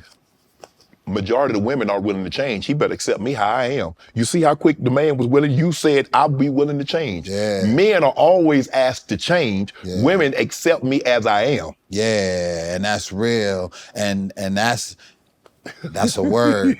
and look, that's where a lot of disconnect is. You know what I mean? Because they're not willing to change and play their position in a sense. They not, because they go, hey, take me as I am or not, because that's how everybody else does. They take them how they are. When it's like, no, you have to make this thing work for you. You got to look at how the good in this person and see what they can bring, what value they can bring, and then work from that. If you really think this person can elevate you, love-wise, money-wise, spiritually, then invest in this person. You know what I mean? Don't come with just your ways and your ways only and think that this is supposed to happen. Because yes, it's gonna be some people that will adjust to yours, but then they'll be miserable. Right. And can you live with that person being miserable in your life? No. Like you don't even want that. You Right. know what I mean? Like I don't want no, if I'm not bringing you joy, we shouldn't even be around each other at all. Right. I went out with a woman who wanted a kid, and That's not where you were. I told her, I was like, man, it was the hardest thing in the world, where I was like, you just gotta, I want you to go have your kid. You'll find love again, but you gotta go have your kid, you know? And it was the hardest thing in the world, but I'm that type of guy where I'm like, I want you to have joy, and I want you to live your And you're going to be mad at me because I denied you the ability to be Exactly, and I don't want to live with that. And I don't want to live with you looking at me all day long going, you know what I mean? And so I want you to do whatever it is you need to do in order for you to be happy. I'm big on, if it makes you happy, it don't gotta make sense. Whatever it is. If it makes you happy, it don't have to make sense. Whatever your situation is, if you got a husband or you got a wife and y'all got some people on the side and y'all taking care of your household, man, that's your business. Right. And you do that. As long as it makes you happy, it don't have to make sense. only to you. Only to you. Right. Where are you on interracial dating? I think nowadays, man, there's so much shit to like worry about in the world. Why would you care about who dating who, you know? But me personally, like, would I date outside my race? I don't think so. No, not at all. Like, not like being a full-blown relationship like that. I'm not saying that I wouldn't. I don't know what'll happen. You know what I'm saying? Anytime I say I won't do something, it happens. So something comes to you. Right. Wow, I leave this interview, I'll be walking down the street with a white woman right after this interview. Like, I mean, like, what you doing? Like, I said I would. Yeah. And that's why I got her right now, because I said I wouldn't. So it's like, you know, it's like, again, if it makes you happy nowadays, go with it. Right. Like, I'm just all about people having joy, because there's so many haters out here. There's so many people that disrespect you. There's so much hate. There's so much hate online, comments, all that shit. It's just hatred. And it's like, dude, whatever makes you happy, just go do that shit. Go do that. Right. Go get happy and get out the way. Right. Because these motherfuckers are here to destroy you. They don't care what it is. They are gonna leave negative comments. I just don't. I don't get how they are right now in the world. You know what I mean? Yeah. One day I looked at Dwayne Wade page, dude. the hatred that's on that man's page, dog, is like, that's that man's child. They want the man to disown his child. That's so his child. Crazy. How does that affect you? Bruh. It's the most weirdest in the world, and why do you think your opinion matters? I feel like this ain't no Fortune 500 motherfucker leaving no bad comment. Nobody. Because they ain't gonna fuck up their own shit, and they ain't got time to leave negative comments. It ain't something positive or something you want to leave out there, then why would you leave that? So anybody that leave a negative comment, no, you showing your economic situation. You should not be doing that shit, and if you don't like what this man or this woman have going on in their life, why are you following them? This how up everybody is. They will follow a motherfucker they do not like. Just to see what this motherfucker do every day and they whole day up. They whole day be up looking at what this person do. When all you gotta do is unfollow. Name the person. I don't get it. Deon, name the person that don't like a particular food, but then go to that restaurant to eat. So you don't like this person. Why are you following them? Why are you and it's so bizarre.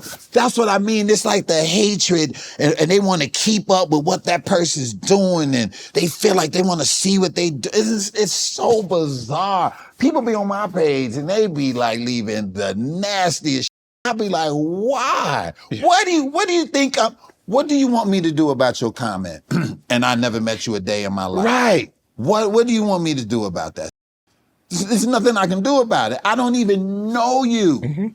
I told people, man, I'm telling you, like, Martin Luther King and them they couldn't have had pages. No, hell no. They couldn't have pages. No, they couldn't have pages. It's like you have a device where you can touch someone that you admire. You can talk to them. Yes. That didn't happen on our day. No. Did it? No. You can talk to Prince. No. We never had that kind of access. No. We never had that kind of access. You couldn't do it. You can talk to James Earl Jones. You couldn't do that. Now you have the ability to reach out to who inspires you, and you take that time to be ugly. Yes. What are you doing?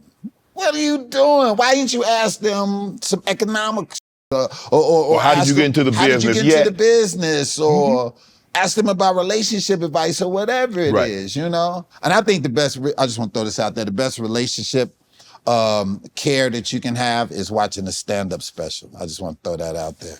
Have you ever did that? Your special, okay, mister. And I ain't even just saying mine, but have you ever watched the stand-up special with a woman? And what the comic was talking about, y'all discussed? Because they'll talk about relationships, right? Yeah. It's great. Yeah. Any couple should watch a stand-up special and it help their situation. I just want to throw that out there. Hello, I heard you had a bad experience with a threesome in Atlanta. What made you want to try that?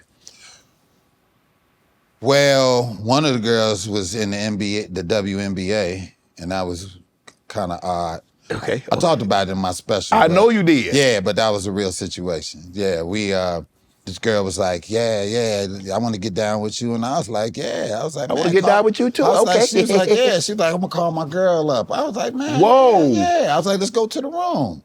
We go to the room, man. She walked in that motherfucker. She was like 6'5", hooper. Like, knee bandage on. She came in there like, what's happening? What we doing? And I was like, See, that ain't me. I'd never thought. I'm old school. Dude. I like my women like basketball, one-on-one. One-on-one. You never had a threesome? No. Never? No. Why? My attention span ain't too long. What? I need to focus on this, right? What I got right here. Okay. I'm right here. So, really? Never. Have you ever been approached? Yeah. And you turned it down? Yeah. Yeah, it's okay. Yeah? I think the biggest thing is because I'm afraid. Because Really? Prior to becoming who I am now, I might have would have done it. But I had already started to become a known commodity. Yeah. And the last thing I say is, nah, it ain't. Yeah. It ain't worth it. Yeah, it ain't worth it. So it. I have to be careful of certain situations now. But I mean, I feel like, man, I'm trying to be, because you hear people talk about it. So You're like, look, "Is that pretty cool?" So look, if the woman that you deal with, if she came to you and was like, man, I got a young lady that want to join us this evening, and you trust her, you wouldn't do it? Nah. Yeah. She ain't gonna, you don't want to see all this. Nah, I'm not gonna lie, no. I wouldn't say do it just with anybody, but I would say that do it with some people that you trust and that y'all know each other and it's good. But man, I got tunnel vision. I have a singular focus. Yeah. I got the task at hand. I got it. And I'm all about that too. Yeah. Absolutely. Focus. Because somebody gonna get left out. Threesomes ain't like, would you be jealous if... That's probably what it is. You don't want to see them get down. Nah, they do whatever. Yeah. They do whatever. But I just, hey. You'll be like this, hey, but I just want you to know, Your to be like,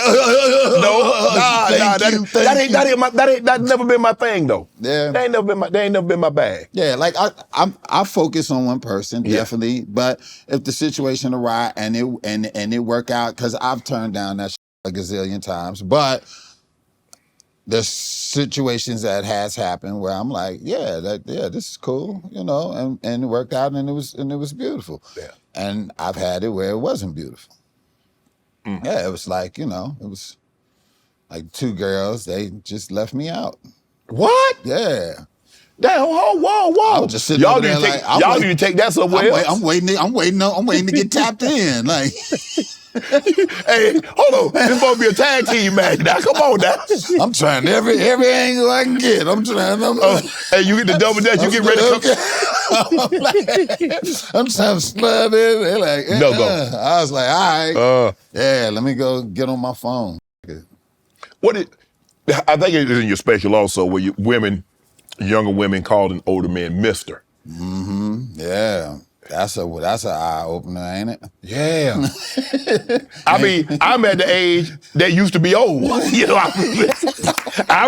remember when I was a teenager and I was in my 20s. I mean, that old whoa, that ain't old. 56 ain't old. I don't care what y'all say. It was old then. It ain't old now. It ain't old now, right? Yeah. No. I mean, that's an eye opener. That's why I name my special that, okay, mister. It's like that simple phrase sums up everything about you when you're getting older. Yeah. When a woman goes, okay, or a young lady goes, okay, mister, or mister, you know what time it is? Or sir. And then that you like, oh my God. Damn. I'm the chaperone in the party. You just be like, yeah, I got to get out of here.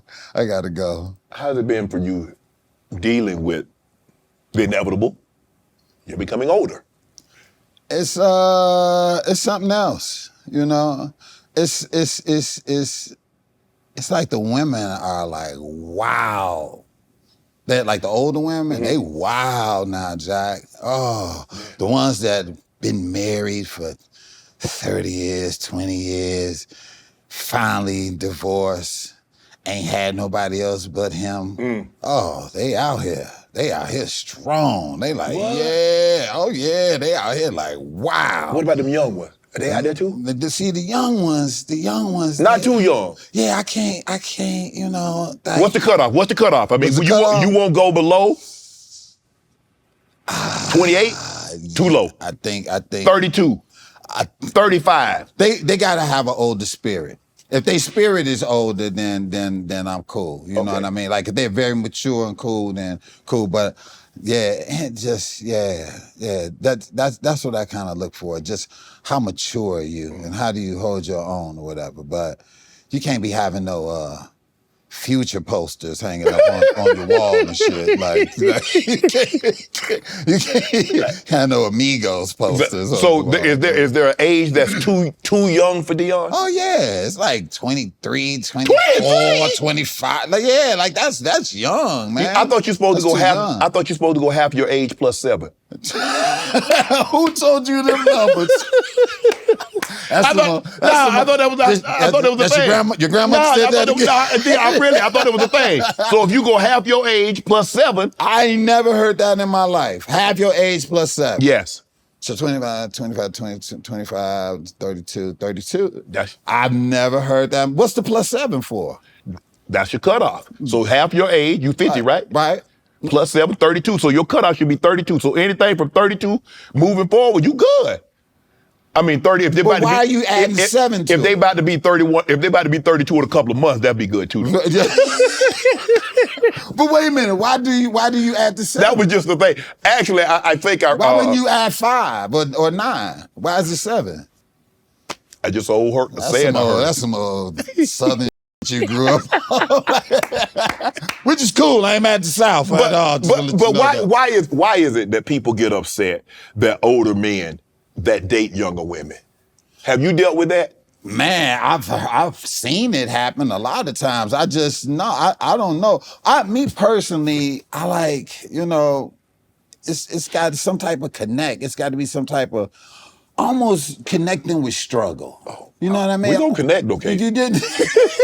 You trying to hit that mother out the park? That's what you. We gonna connect. I don't know if we gonna Trying to say. hit that mother out the park. I'm like, I can't. I don't know. Like, yes. I would be lying if I didn't say that I dealt with. I've had dealings with younger women before, but even then, I just was like, just That's your thing. Yeah, it was something that just, I don't know. I don't know. It's kind of odd. But like I said, if they act very, very mature, then it's all love or whatever, But not if they like selfieing in and all that. Like I can't. Man, I'm out of there if I see all that happening. Yeah. Let your boy get that selfie with you. You right up in there. Nah. There was this viral video that you posted. I think you had on some bell-bottom jeans. Oh. And then all of a sudden you come out with the bell-bottom jeans, and it seems to be a thing now because everybody, even dress slacks, have a little wider bottom. It seems like everything goes back to the 70s because that was a thing in the 70s. Yeah. Everybody had wide. Everybody had wide. Everybody had, and then all of a sudden, Deon gay. Dude, it was the wildest ever. I was just on some James Brown. The whole outfit looked like some James wore that he did wear. Yeah. And I was just like, man, I like this. This is dope, And I was like, I'm a rock. And wore that man, and I don't know why that went out the gate. To this day, I still don't understand that. I lost jobs. I had people quit coming to my shows. For what? Man, because of my outfit. I had a woman tell me one time, she was like, man, I wish I could come to your show. But my boyfriend was like, you're not going to that gay show. Like, and people stopped with me. Even people in the business, they stopped with me over that. And I just could not believe that. I was like, wow, over outfit. But here go the ill. Henry Styles from One Direction. Harry Styles, yeah. He wore the same suit maybe a month later, praised him. He was in GQ magazine with the same, not a version, the same, because it was a Gucci suit. Different demo. Different, I get that, but still in awe. He was praised and won awards for wearing that suit. And it's almost like our people, they're on some shit and don't have nothing to replace it with. You know what I mean? They'll be like, get your ass out of here and fuck you, Not nothing to replace it with. Instead of looking at it like, man, this brother just doing his thing, or yo, he wearing some from the past, because that's all it was. And they just everybody in the 70s, all the big bands in the 70s, Earth, Wind and Fire, Ohio Players, the Stylistic, the Barcade. Everybody wore that. Teddy Pendergrass band, name Marvin Gaye, you name somebody. They stuff what they to want. this day, people bring that up. It's everything that I've done in my career. That was like the most monumental. And it's only with black folk. Ain't a white person yet came to me and talked to me about my bell bottoms. But you know who hired me? White folks. When black folks wasn't even hot one with me. I was doing all like white shows, TV shows and all that, still getting my money quietly getting my money and getting it, you know what I mean? But black folks, man, I wasn't on no best dressed list, sexiest black man, most successful. How can you have, man, I had hit at You know how hard it is to have a hit TV show? It's like lightning in the bottle. Yeah. I had like 1, 2, 3. I had like 3 hit shows. Grownish, Blackish, Andy Tribeca. I had all these shows, hit shows, and couldn't present on no award shows. Wasn't a part of nothing. Nobody invite me to no parties. And still to this day, I don't go to that because don't nobody with me like that, you know? And it's like, it's weird. It's like national commercial, movies, all that. Anything that any other, more than a lot of what other motherfuckers got going on that's invited to these. And I'm saying that I need to go to this, but I'm just saying, like, to have these conversations with these guys and me, I think it all stemmed from those pants. After those pants, it was down. It was down ever since then. All the way into now. And I just never understood that. I never understood why my own people would do that to me. Why are we so willing to attach that to our celebrities, our prominent figures in our community? Well, I think if I had to guess, I would think that they was like, yo, we look up to you, and if you looking gay or promiscuous, then you let us down. Is the joke not as funny? Can I not sing? They told me. Can I not act? No. Can I not play a They sport? wouldn't even, man, my ticket sales shot down after that. I couldn't sell out a room because of those goddamn pants, man. It wasn't like I wasn't funny or nothing like that. But you know what? It was a group of people who was like, nah, that you funny, we respect you, we love you, and they rocked with me. And I just kept going at the pace that I went. All those that hated on me, that got old, and a new audience came, and they was like, no, this motherfucker's dope. So all these motherfuckers that hated on me, they went to the wayside, and a whole nother audience is up there. You know what I mean? A whole new people that love me, and I with them. You know what I mean? Right. And those that did that was hurtful, man. Yeah. That with me.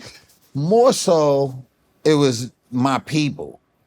It was my people that was doing that. It wasn't no other races. Yeah. It was my people that was like, yo, And what people like, and why? all that. But it shouldn't bother you. I was like, why are you saying it? So give me the reason. So what do you hope to accomplish by that? It seems like you wanted me to become successful because y'all rocked with when I was on Undisputed. You called me Unc and everything. Then I got these shows outside of Undisputed. I'm on ES. Now all of a sudden they saying that shit about you. And look, that's all because they looking for something to hate on you about. They looking for something that they can bring you down on, right, and all of that. And then who's to say that gay is bringing down? Right. Why is that negative? Look. It's the weirdest in the world. It's like, man, I don't know what it is, man. And I'm quite sure some righteous brother out there gonna be watching this and let me explain to your brother. And it's like, nah, that don't have nothing to do with it. Right. You still have to be human. You still got to treat Right. people with respect, regardless of what they into. All day long, your opinion don't matter. And you should look at your opinion. You should look at all the opinions that you motherfuckers be leaving. Which one made you richer or healthier? None of them. So why you still leaving them up? Because your spirit is fucked up and you constantly want to just fuck over people and make them feel just as miserable as you doing. And they do that. But now you look out, everybody wearing bell bottoms. Everybody wearing them.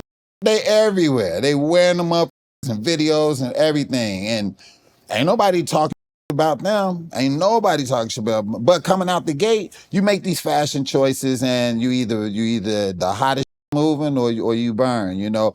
But you got to take those risks. You got to take. And so therefore, I took a risk, and I'm gonna keep taking risks. Right. I'm gonna keep doing what I do, right, and rocking what I rock or whatever, you know. And I'm not gonna worry about them. I think where I fucked up was I responded. And they told you don't respond. And I responded, and I shouldn't have responded to that, you know. But I ain't had no PR team at the time. Like that, and I don't now, but I do know, and I'm just like, you know, just let people think whatever they want to think. But yeah, that was a because people gonna think, look, they were just looking for a reason because here's the thing, I don't know how many people they're like, well, because they've never seen, I don't really post. So, and I don't go on IG Live. And then back to the thing, I'm like, so let me get this right. The first time I've ever been on IG Live, that's what I'm gonna post. You've never seen me post anything. I think there's one picture you might find on the internet with me, and that was from 12, 13 years ago. But because I don't post, I'm very private. Yeah, you don't need to know what I'm doing. Me too. I'm the same way. I'm private as hell. Like I don't be throwing it out there like that. I put out there my work, whatever, a workout video, workout like that. But then that's about it. Yeah. None of my personal. But I just think that there's something with black men or black women and gay that hasn't been resolved, and people don't want you to live and be you. It's almost like they want everybody to be the same. Right. And it's like, ain't y'all bored with just the same? Like Lenny Kravitz is refreshing to me. Right. That motherfucker go out there in a net shirt and some leather shorts and this guitar, and that motherfucker be rocking, and every woman in that motherfucker waiting and lined up to get him. But Deon, the way I look at it is that what somebody eats, what someone dresses like, what someone are in their private life, how does that impact me? It doesn't. My life. It doesn't. And if you consume with your life, why you consume with others? Yes. That lets me know your life ain't that interesting. It's not. For you to leave a negative comment, for you to say something, for you to sit back and be like, I'm gay, I'm this, I'm that, and the third, you didn't just missed out on breaking bread with me. You didn't missed out on, we could have been breaking bread together. Yeah. Instead, you rather go, I'm gay, rather than go, hey man, that, I got you over here, these motherfuckers talk shit about you, I got you deep. That, and I'm going, man, good looking, dog. I appreciate that. What city you in? Atlanta? When I come down there, brother, we gonna hang out and we gonna we gonna break bread. And now we breaking bread. You know what I mean? Instead of you leaving your negative comments, you f***ing your chances up. So it's been many times people have left a good comment on my page, and I've been like, oh man, or man, I can't afford to get to your show. I got you. I'll give you tickets. Come on through or whatever. Right. And they come through and we take pictures and hang out, and you know what I mean? Just being nice. But your negative shit, it don't get you nowhere. It gets you a bunch of people that's negative like you saying, good one. And then where does that go? What money are you getting from that comment? Nothing. And it's a bizarre world that's going on with that. Right, you wrote a letter, a Willie Lynch letter, where you compared your experience to Willie Lynch's letter. Why did you feel you needed to write that letter? Because I felt like, again, like I said, black people are notorious for building up their own and then tearing them down. You know what I mean? Yeah. Nobody's like reprimanding you or going, hey, we understand what happened, or that was a mistake, or okay, cool, whatever, you know. Like it's there's no leadership with us. You know what I mean? It's no place. If another race says something up about us, there's nobody to answer to. Is it? If you say something about like a Jewish community or something like that, they have a community that you have to go talk to. Yes. That you have to donate money, talk to, tell them you understand, learn their culture. Apologize profusely. And still no guarantee that it's going to ever be back what it was. Let somebody say something about us. Who do they got to answer to? Nobody. Nothing. Because we split it ourselves. Because we split our goddamn selves. So how much unity do you expect for me to have when you saying all these things? Or what kind of unity do you think that we gonna have by you saying negative comments all the time? You know, we should be policing ourselves in a sense. If somebody do something wrong, we should be able to grab our own and go, yo. Yeah, he said that, but we got him. Take him to the NAACP. The NAACP office to me should be a place where we go and we correct things and do everything. It shouldn't be for just award shows and all that. This should be a headquarters that should be up in every goddamn city that we can go to and have a place for refuge, or where we can go and hang out and talk and have conversations about certain things, correct our own, deal with our own, talk to our own. If somebody do something, then not shun away from them. Right. You know what I mean? Yes. There's a lot of black folks who be in situations and everybody get away from them. Don't nobody be around, don't nobody talk to them, don't nobody do nothing. And I'm sick of that. I think that we should be like, yeah, he f***ed up, but we got him. Right. We got him. Hey, rest of the world, he said sorry. He already said sorry, We got them. Right. Come on, man. You know what I mean? To take them back and talk to them, and we don't have that. You know that, but I learned over the last year and a half is that, and my sister told me this. She said, Shannon, do you actually think you could have risen to the heights you've risen without people looking like you? She's like, yeah, they're gonna be a few that's gonna say things, that's gonna be jealous, gonna be envious, that's gonna dislike you. But the majority of the people that look like you, they got you. She said, how you get that name? White people didn't give you that name. Your community gave you that name. Right. And it means something. Yeah. And I had to learn the people that rock with me, I rock with them. And I'm the same way. And the people that don't rock with me, because you know what my grandfather said, Deon, I'm gonna tell you something. He said, the devil will never show up as the devil, because if he did, you wouldn't do the deal with it. You wouldn't do the deal with him. Your enemy will never show up as the enemy because you wouldn't allow me in your circle. Man, say that word, man. Say that goddamn word. So now, yes, we got to be careful. Everybody that was in your circle, because you'll learn a lot. As you start to go here and they don't go with you, dude, watch. The devil's best attribute is pretending he doesn't exist. To your point, that's the exact thing what it is. And you have to know that devil is out there. For sure. And it is going to be out there. Right. With everything that you do, that devil is going to be there. And you got to be able to feel that out and maneuver properly, prayerfully, until you can get out that situation or you deal with that situation. Because when I look at the comments like on Club Shay, ain't nobody leaving those. Ain't nobody leaving that on Nightcap. My people, my community, they rock with me. Yep. But if I post something on my own thing, that's like, y'all follow me just to leave that? Yeah. Y'all don't even like Nightcap. Y'all don't like Club Shay, so y'all don't even come on the page. Y'all don't like, I don't even want to get no views. I don't even think anything like that. Absolutely. But I was like, man, there got to be something better in your life. And it's the same thing with my people, man. My fam that follow me, I know my fam that follow me when I do stand up, the shows be sold out and people be there. I know the love. I feel that love. It's a different love during that bell bottom.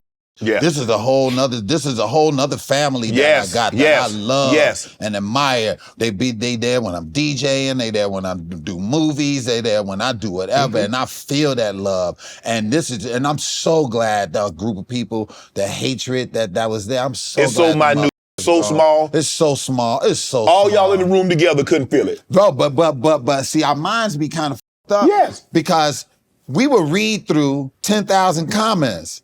It'd be that one comment that'll your whole day up. You know what I mean? It used to be like that. Now I don't allow that to happen. You're absolutely right. I don't allow that. Go to a stadium. There can be 80,000 fans in that stadium. 79,000 of them are for you. Yeah. But you'll hear that 1,000 that boo. You'll hear, and nothing else is, and you can't hear else but that. On the real. I don't know why. I'll do a show and it'd be 2,000, 3,000 people there, and it'd be one motherfucker in the front row. I'll look at that all night long. Like, what your arms folded for? You know? Yeah, why you mad? Why you looking so mad? You know, and you focus on that, but you have to train your mind that the energy but that's how powerful the hate is. That hate from one mother is greater than a room full of mother. And you got to know that, and you got to know that I'm not about to let this ruin my evening. These people I'm having a great time. I'm having a good time, and all these other people having a good time, and you can go on with that bullshit.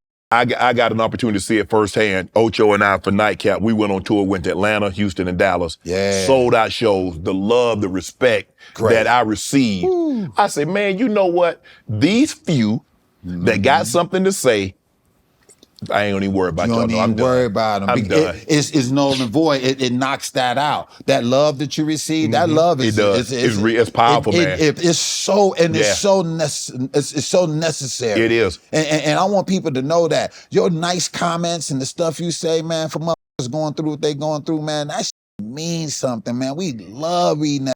We love seeing that. And we love providing that, you know? Right. It's just these negative people, man, that be on your page. You'd be like, man, I could post something and don't nobody like it. I'm gonna have 15,000 people telling me how I f***ed up.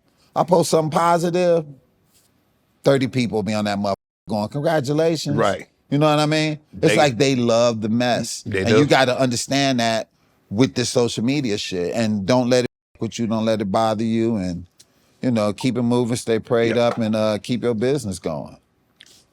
In the news the last week or so, these Hollywood parties, they've been going back and forth and everybody, Hollywood party, are you going to be on? What is the Hollywood? You go to the Hollywood, have you been to one of the Hollywood parties? Hollywood parties? Yeah. Have you been to these parties that supposedly X, Y, and Z be going on? Nah, I haven't. Again, I'm not invited to none of that. You real slow with that. No, I'm serious. saying. I ain't invited to that. Like, I promise you, man, all the cool motherfuckers go out. No, don't nobody call me. Right. Don't nobody call me. Don't nobody be like, man, it'd be good to have D here. Right. Never had that call, man. And now I'm like cool with it. At first I was like, yo, what's the problem? But I don't even worry about that shit no more, though. I've never been a partier. I went to one party in college. Right. So as I got older, it doesn't bother me, man. Yeah. You such and such got something. I'm good. I'm I'm good, bro. Because I'm working because there's nothing really. I don't see what I'm gonna benefit from that party to maybe see bump elbows with some celebs or entertainers. Right. But at the end of the day, I'm past that stage where going out and being at parties is a thing. It's like this. If I go out, there's a reason I'm there. If you see me there, there's a reason I'm there. Exactly. And know that. Everything I do is purpose And driven. it's purpose driven. Now, I'll go to some small around LA, few people, and we'll hang out and kick it, and that's my tribe. Right. That's my love. That's my group. We in there, we kicking it. A few people. Ain't no few people. Ain't no few thousand. No, ain't no pictures. Ain't nobody standing on. We all just grown, having a good motherfucking time, chilling out. You know what I mean? I'll do that in a heartbeat. But as far as me sitting back, just partying like that, like I ain't even invited to that kind of. You like me? I got to go. I mean, I really trust the person. Like I know he ain't gonna have no bull job going on. And I've been to parties. I've been to them. But you got to go to them to find out if you want to keep going to them. You know what I mean? Yeah. I've been to them. I've been like, what am I doing here? What's going on? It ain't for me. What money did I make? Did I meet my wife? Right. Did I get healthier? No? All right, let me get on out of here. Right. Obviously, the P. Diddy situation. P. Diddy, he was on an episode of Blackish. Yeah. And you were there. Yeah. I mean, it's tough. Because like I said, I met the man one time, standing out in front of the mall. He dapped me up, his bodyguard dapped me up. That was it. I don't know the man. And so I don't even really feel comfortable speaking on the subject. Right. Because I don't know enough about it. I read what they put in the paper about the baby oil and all this other stuff. I saw the video with the situation that happened with Cassie, and that's But what are your thoughts? I mean, do you have any? So I'll never kick a man right down, regardless what he did. If it was foul, if it wasn't foul, I just keep my mouth closed. I won't write no jokes about it. I won't do nothing. You know what I mean? Because I know how that feels, whether you right or wrong. I just don't want to be in the midst of that. You know what I mean? Where I just don't do nothing. But I wrote for him, the Billboard Awards when he hosted. Right. Yeah, I was the writer for that. Right. And to be honest with you, the times that we had was some of the most inspirational moments I ever had with a guy. I don't know how many billionaires you hang out with. None. They slide a little different. Yeah. They slide a little different. You know what I mean? And seeing how he got down was so inspirational to me that was never happening. You know what I mean? Wasn't all that everybody talking about. But I don't drink and smoke. I don't do none of that. I came in, took care of business, and then we was out. But being at the house and all of that, it was never none of that. He always had profound words for me. Like I remember one time he was like, man, stop spending your money on so much materialistic shit. He was like, spend your money on things that free up your time. He was like, you want to be the freest motherfucker alive. He was like, spend your money on drivers, people clean your house, doing these things, because the more time you have free, the more time you got to think about making money and create. He was like, so spend your money on that. He was like, 2 hours in traffic is 3 meetings or some sleep. He was like, that's how you got to look at how to spend your money. And he was like, also, he said a lot of people hate on him a lot, but they had the same, he was like, yeah, but they had the same 24 hours as he did. You know what I mean? As far as to make moves and this, which I thought was profound. It was like, right, we all had the same 24 hours, you know?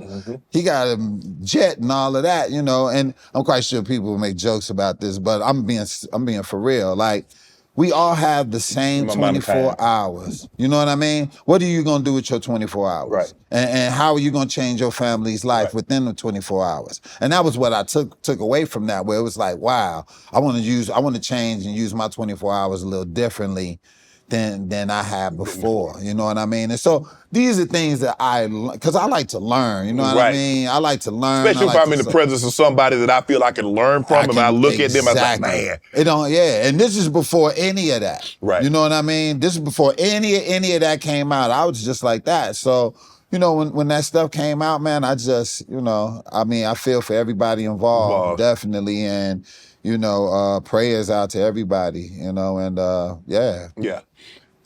I read that you was at a Def Jam party and you asked Jay-Z to take a picture with you. He's like, Meryl, all these women here. Hurt my soul, Jack. Crushed me, dog.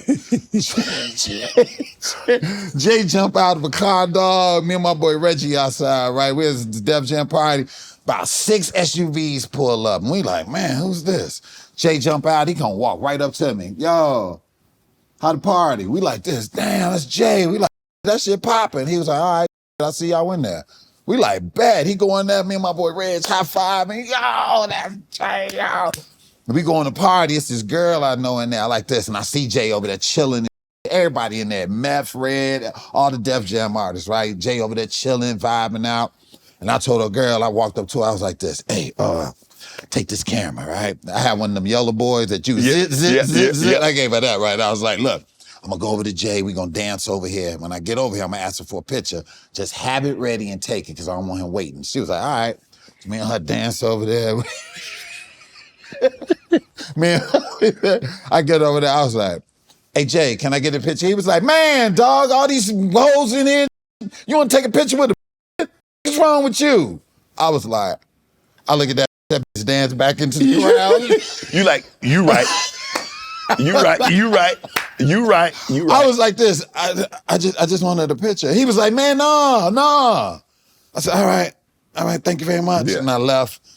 Again, dog, didn't nobody speak to me in that party. The whole goddamn night, dog. I mean, it's tough in that situation, and I'm not there. But like when you go to an event like that, I mean, a lot of times they take your phone.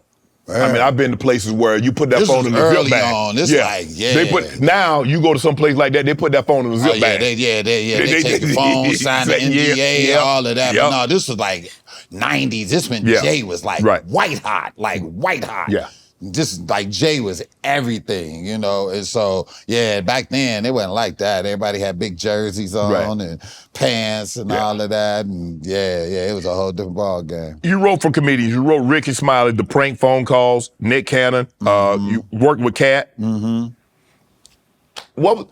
you write a joke for another comedian, how do you, because I remember asking, I was talking to somebody and I was like, I think it was Snoop. And I said, Dr. Dre, Hove wrote a song, Still Dre Day. Yeah. He wrote that song for Dr. Dre.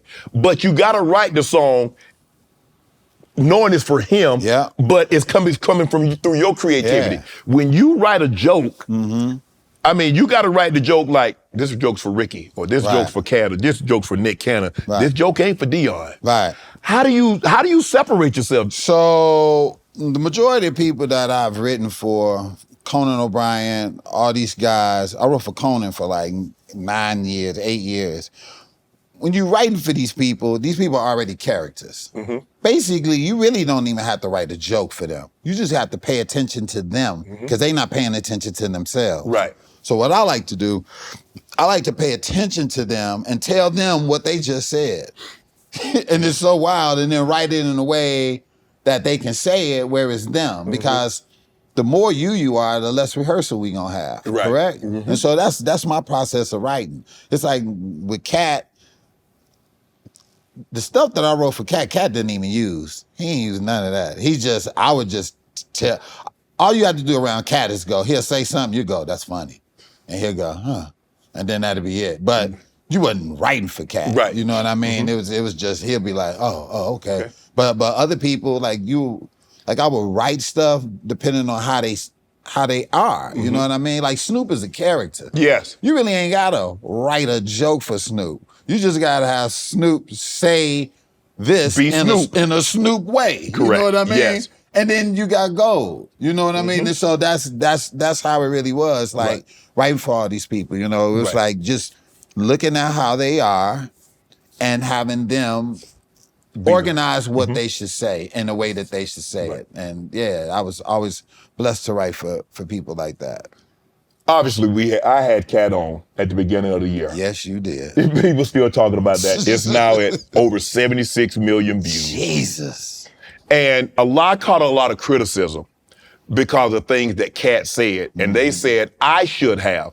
I was like, when people come on, I have no idea. It's not like, let's just say for the sake of argument, I was going to interview a political figure. I have the questions. Now, I have also fact-check situation. If they say X, Y, and Z, I would say, well, no, this, blah, blah, blah, blah. If I had the President Trump, or if I had Madam VP Kamala Harris, I could be able to fact-check.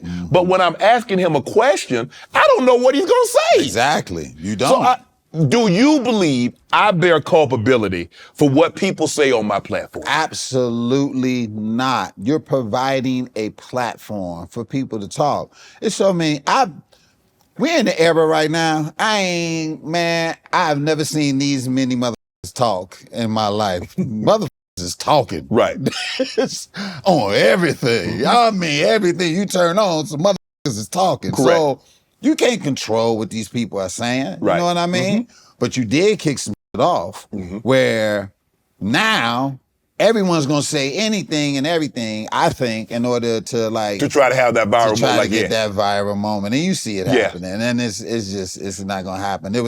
What y'all had was what I like to call just a moment in time. Yes. Like, it was a moment in time. Yes. You were very just asking questions like you would do.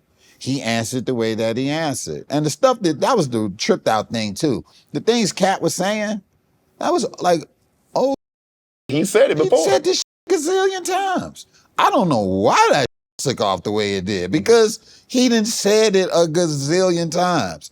With you, I don't know. Everybody just, you know what I mean? But I think maybe he hasn't said it in a while, and that's what happened or whatever. Right. But yeah, I just think the situation is just I really don't understand that. But I don't think that you're responsible for his answers. Right. That's foolish. I think a lot of it had to do with is that what he did was peel the scab back, or he peeled the layer back and let you see. Because I didn't know that this many comedians that, I don't like him and he don't like me and he don't like her and blah.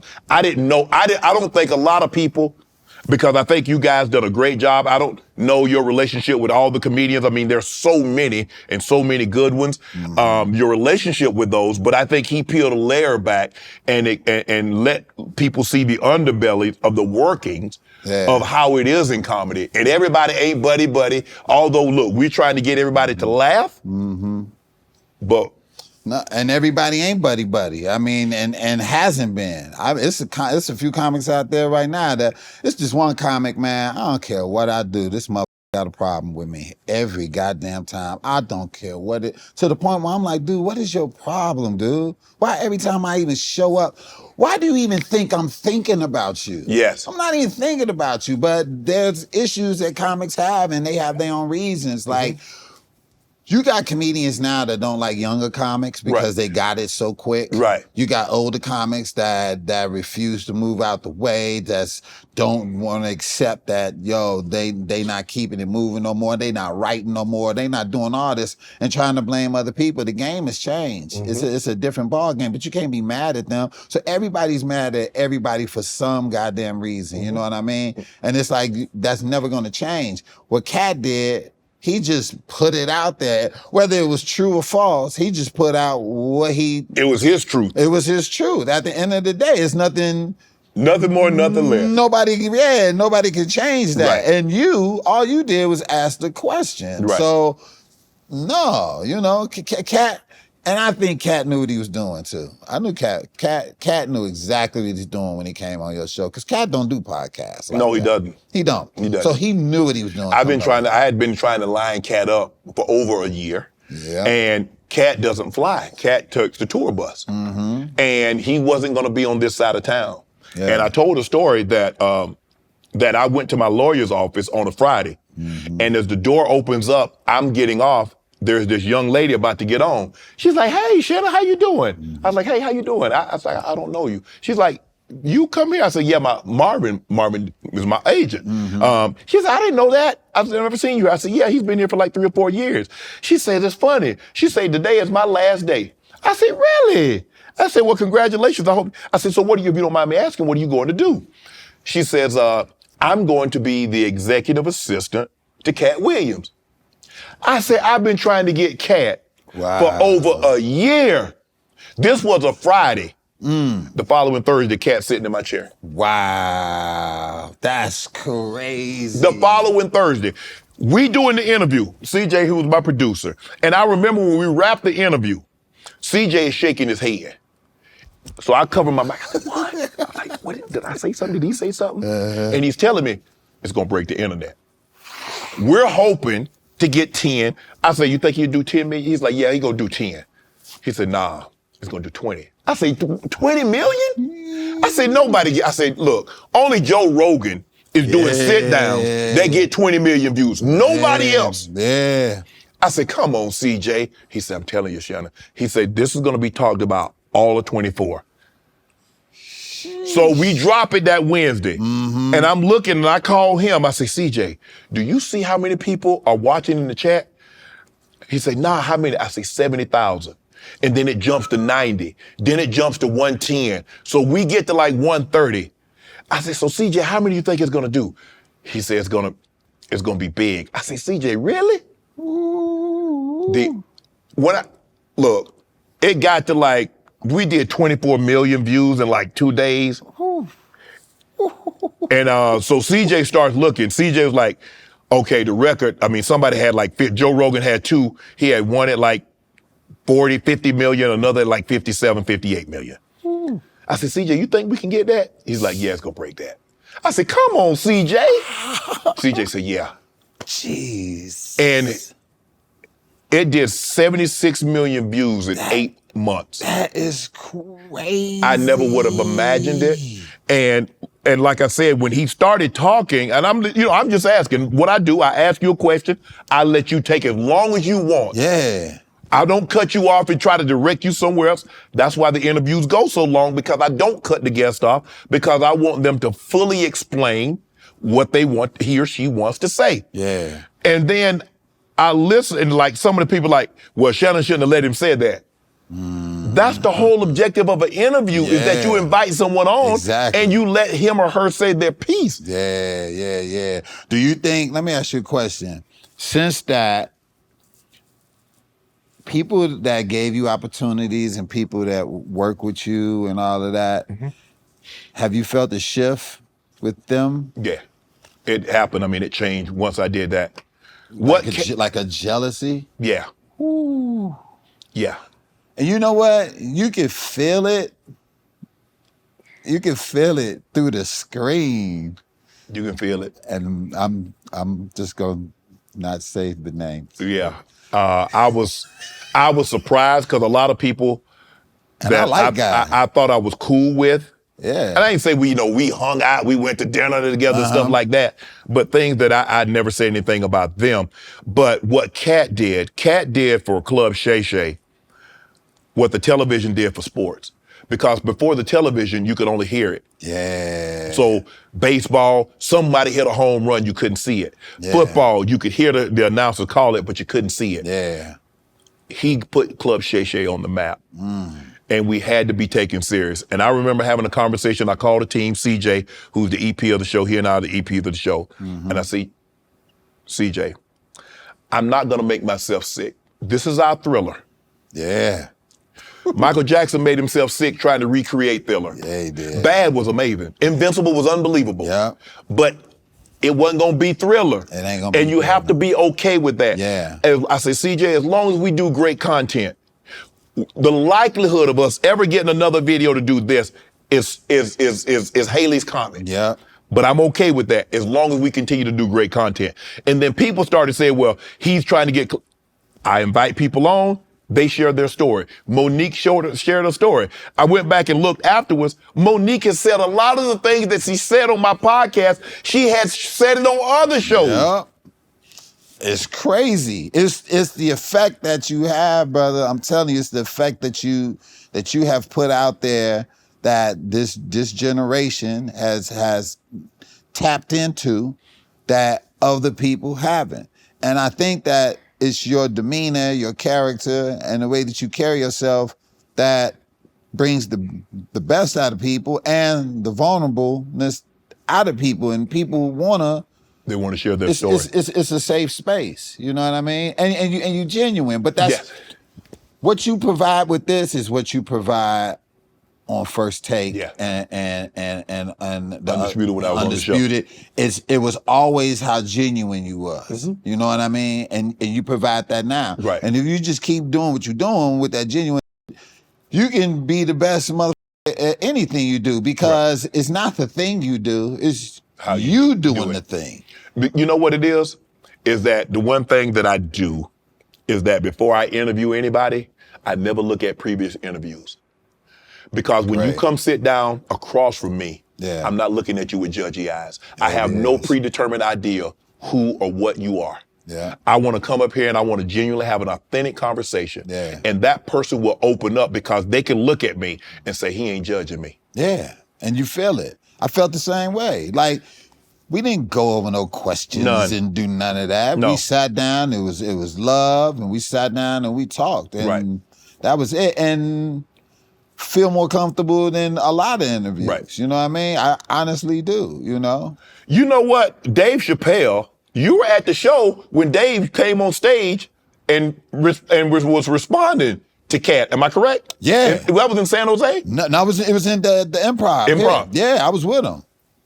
Yeah. He felt that Katt shouldn't have said those secrets. Right. Because other races don't share their secrets. Exactly, yeah. Katt should have gone, go ahead. He thought Katt should have called and made a call and talked to people instead of saying what he said on your platform or whatever. And that was his whole thing. And he was like, he didn't want other races seeing us going at it like that. And so that was his whole big deal. He just felt like a conversation could have had if he really felt like that, you know? Okay. And so I felt like, no, if mother ain't calling each other and that's on his heart, and you got a platform and he want to talk about it, he gonna bring it out. Yeah, if you probably now, I don't know how it works in a comedic community, but if I had never talked to somebody on the telephone, the likelihood of me picking up, if I got a problem with it, picking up the phone, ain't gonna happen. It ain't gonna happen. So therefore, what Dave is saying, I get it, but that never was gonna happen, or it would have happened. You know what I mean? Right. Yeah. So the festival, Netflix is a joke. Festival brunch. Dave Chappelle, Katt Williams, Kevin Hart. Katt left before Kevin got there. Tiffany Haddish, Mike Epps, Lil Rel. Did you interact with any of those? Was there any tension, or did you notice anything? No. We had a good time. Okay. No, we was chilling. No, there was no tension whatsoever. Right. We had a great time. We taking pictures and it was no beef whatsoever. Wasn't nobody on nothing or whatever. And I didn't even notice that Kev left. Katt left. Katt left. Before Katt got there. Yep, Katt did leave. He did leave, yep, because I was looking for him because I didn't see. That was the only person I didn't see was Right. Katt. But I saw everybody else, Right. definitely. Like right after that picture, I think he left. Right. But my thing is, man, got too much money. Too many jokes to write about. Like, come on, like... all this beefing back and forth. I don't know if they think this is a way to keep everybody relevant or Right. whatever. I don't even understand what's going on myself, but to each his own, but people eating it up and people think that they can keep doing it, I told some people I was coming on the show and they was like, who you gonna talk about? That's exactly what they said. They was like, who you gonna talk about? And I was like this, what the you talking about? Like, I don't nobody talk about like right. that. I was like, no, not like that. Like, no. But that's the mentality Right. now. The mentality is you come on Club Shay, who you about to diss? Right. And it's like, I think the thing is that when you look at it, Katt shared, we've had 150 interviews. yeah. Katt said what he said, and Monique said what she said. But we're going to go to Amber Rose. People be wilding. You kissed Amber Rose on Blackie. I did kiss Amber Rose. You turned it down. I sure did. And I kept up so we can keep shooting. My lines up about 10 times. I was like, we got to shoot this again. Come on, come here. Give me some of that. Yeah.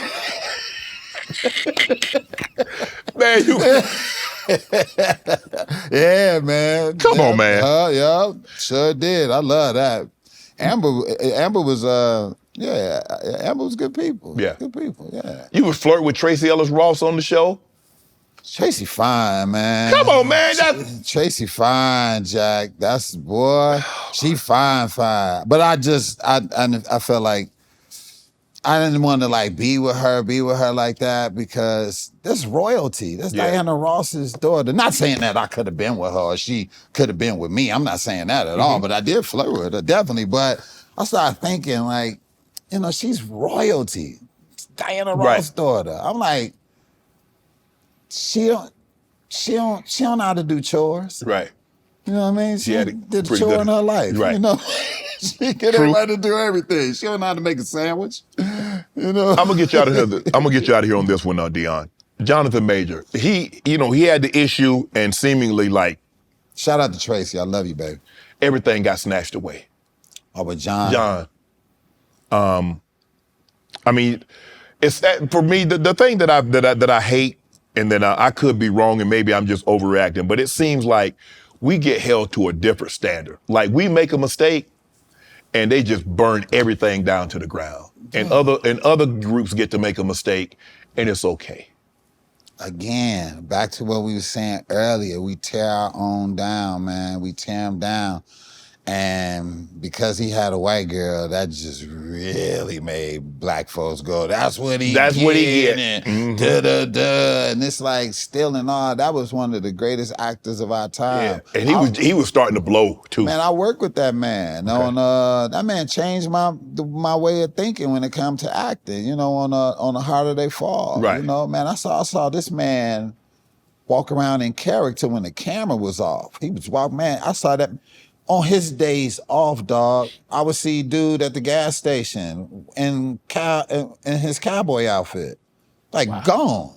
Like, what are you doing? You know what I mean? Still staying in character. What are you doing? Like that dedicated. That dude is a mother. You hear me? When it come to acting, man, he's so cold with it. And so to have someone that talented be overlooked by a situation. It's a situation. It's something happened. Why I don't know why everybody want everybody to be perfect. Ain't nobody perfect. Whatever such situation happened, it happened. Okay, his mentality. But still in all, he's still one of the greatest actors of our time. Right. He really is. And so I hate that happened to him. You know what I mean? I hate that it happened to him. And again, I just hate that there's not a place where black folks can go, hey, man, I apologize, and everybody go, all right, man. Okay, he's apologized. He apologized, and this is what he about to do for the community, for us. Right. He about to do this for the community, and we going to be good, y'all. Right. That's what it should always be. It should always be, hey, what you gonna do for the community or what you did or how you gonna make this better for us Right. as a people. We bring them in and make sure everything okay and shit, you know? And that go with anybody that do anything f***ed up, you know? That's our own, that's our people. Quit tearing motherfuckers down and getting rid of them and don't have nobody to replace them with. Because we don't, and we don't. We don't replace them with nobody. We just get rid of them. Right. And it's like, no, everybody make mistakes. Let them learn from their mistakes, and then we keep them up moving. You can, and before we go, bad situations make a lot of things good happen. You ever order some food and they f your food up? They'll be like this. You can keep that and we'll bring you another one. You be like this, for goddamn. Yeah. I should keep up. Yeah, I right. want y'all to keep up. Right. Now you got 2 plates. 2 plates. You get what I mean? Yes. So therefore, with these ups, quit looking at, oh, it's a up. Just look at it like, man, that's a up. Now, what good can we get out of this? Just always look at what's the good we can get out of this in any situation, and it'll work. You know. Go check his Netflix special out. Okay, Mr. Deon Cole. Appreciate you, bro. Thank you, Shay. Thank you, Alley Lounge on 66 at Resorts World Las Vegas for allowing Club Shay to film our very special segment here today. Keep up with Alley Lounge on social media at Resorts World Las Vegas and Alley Lounge Las Vegas. All my life, been grinding all my life. Sacrifice, hustle paid the price. Want a slice, got to roll the dice, that's why. All my life, I've been grinding all my life. Look, all my life, been grinding all my life. Sacrifice, hustle paid the price. Want a slice, got to roll the dice, that's why. All my life, I've been grinding all my life.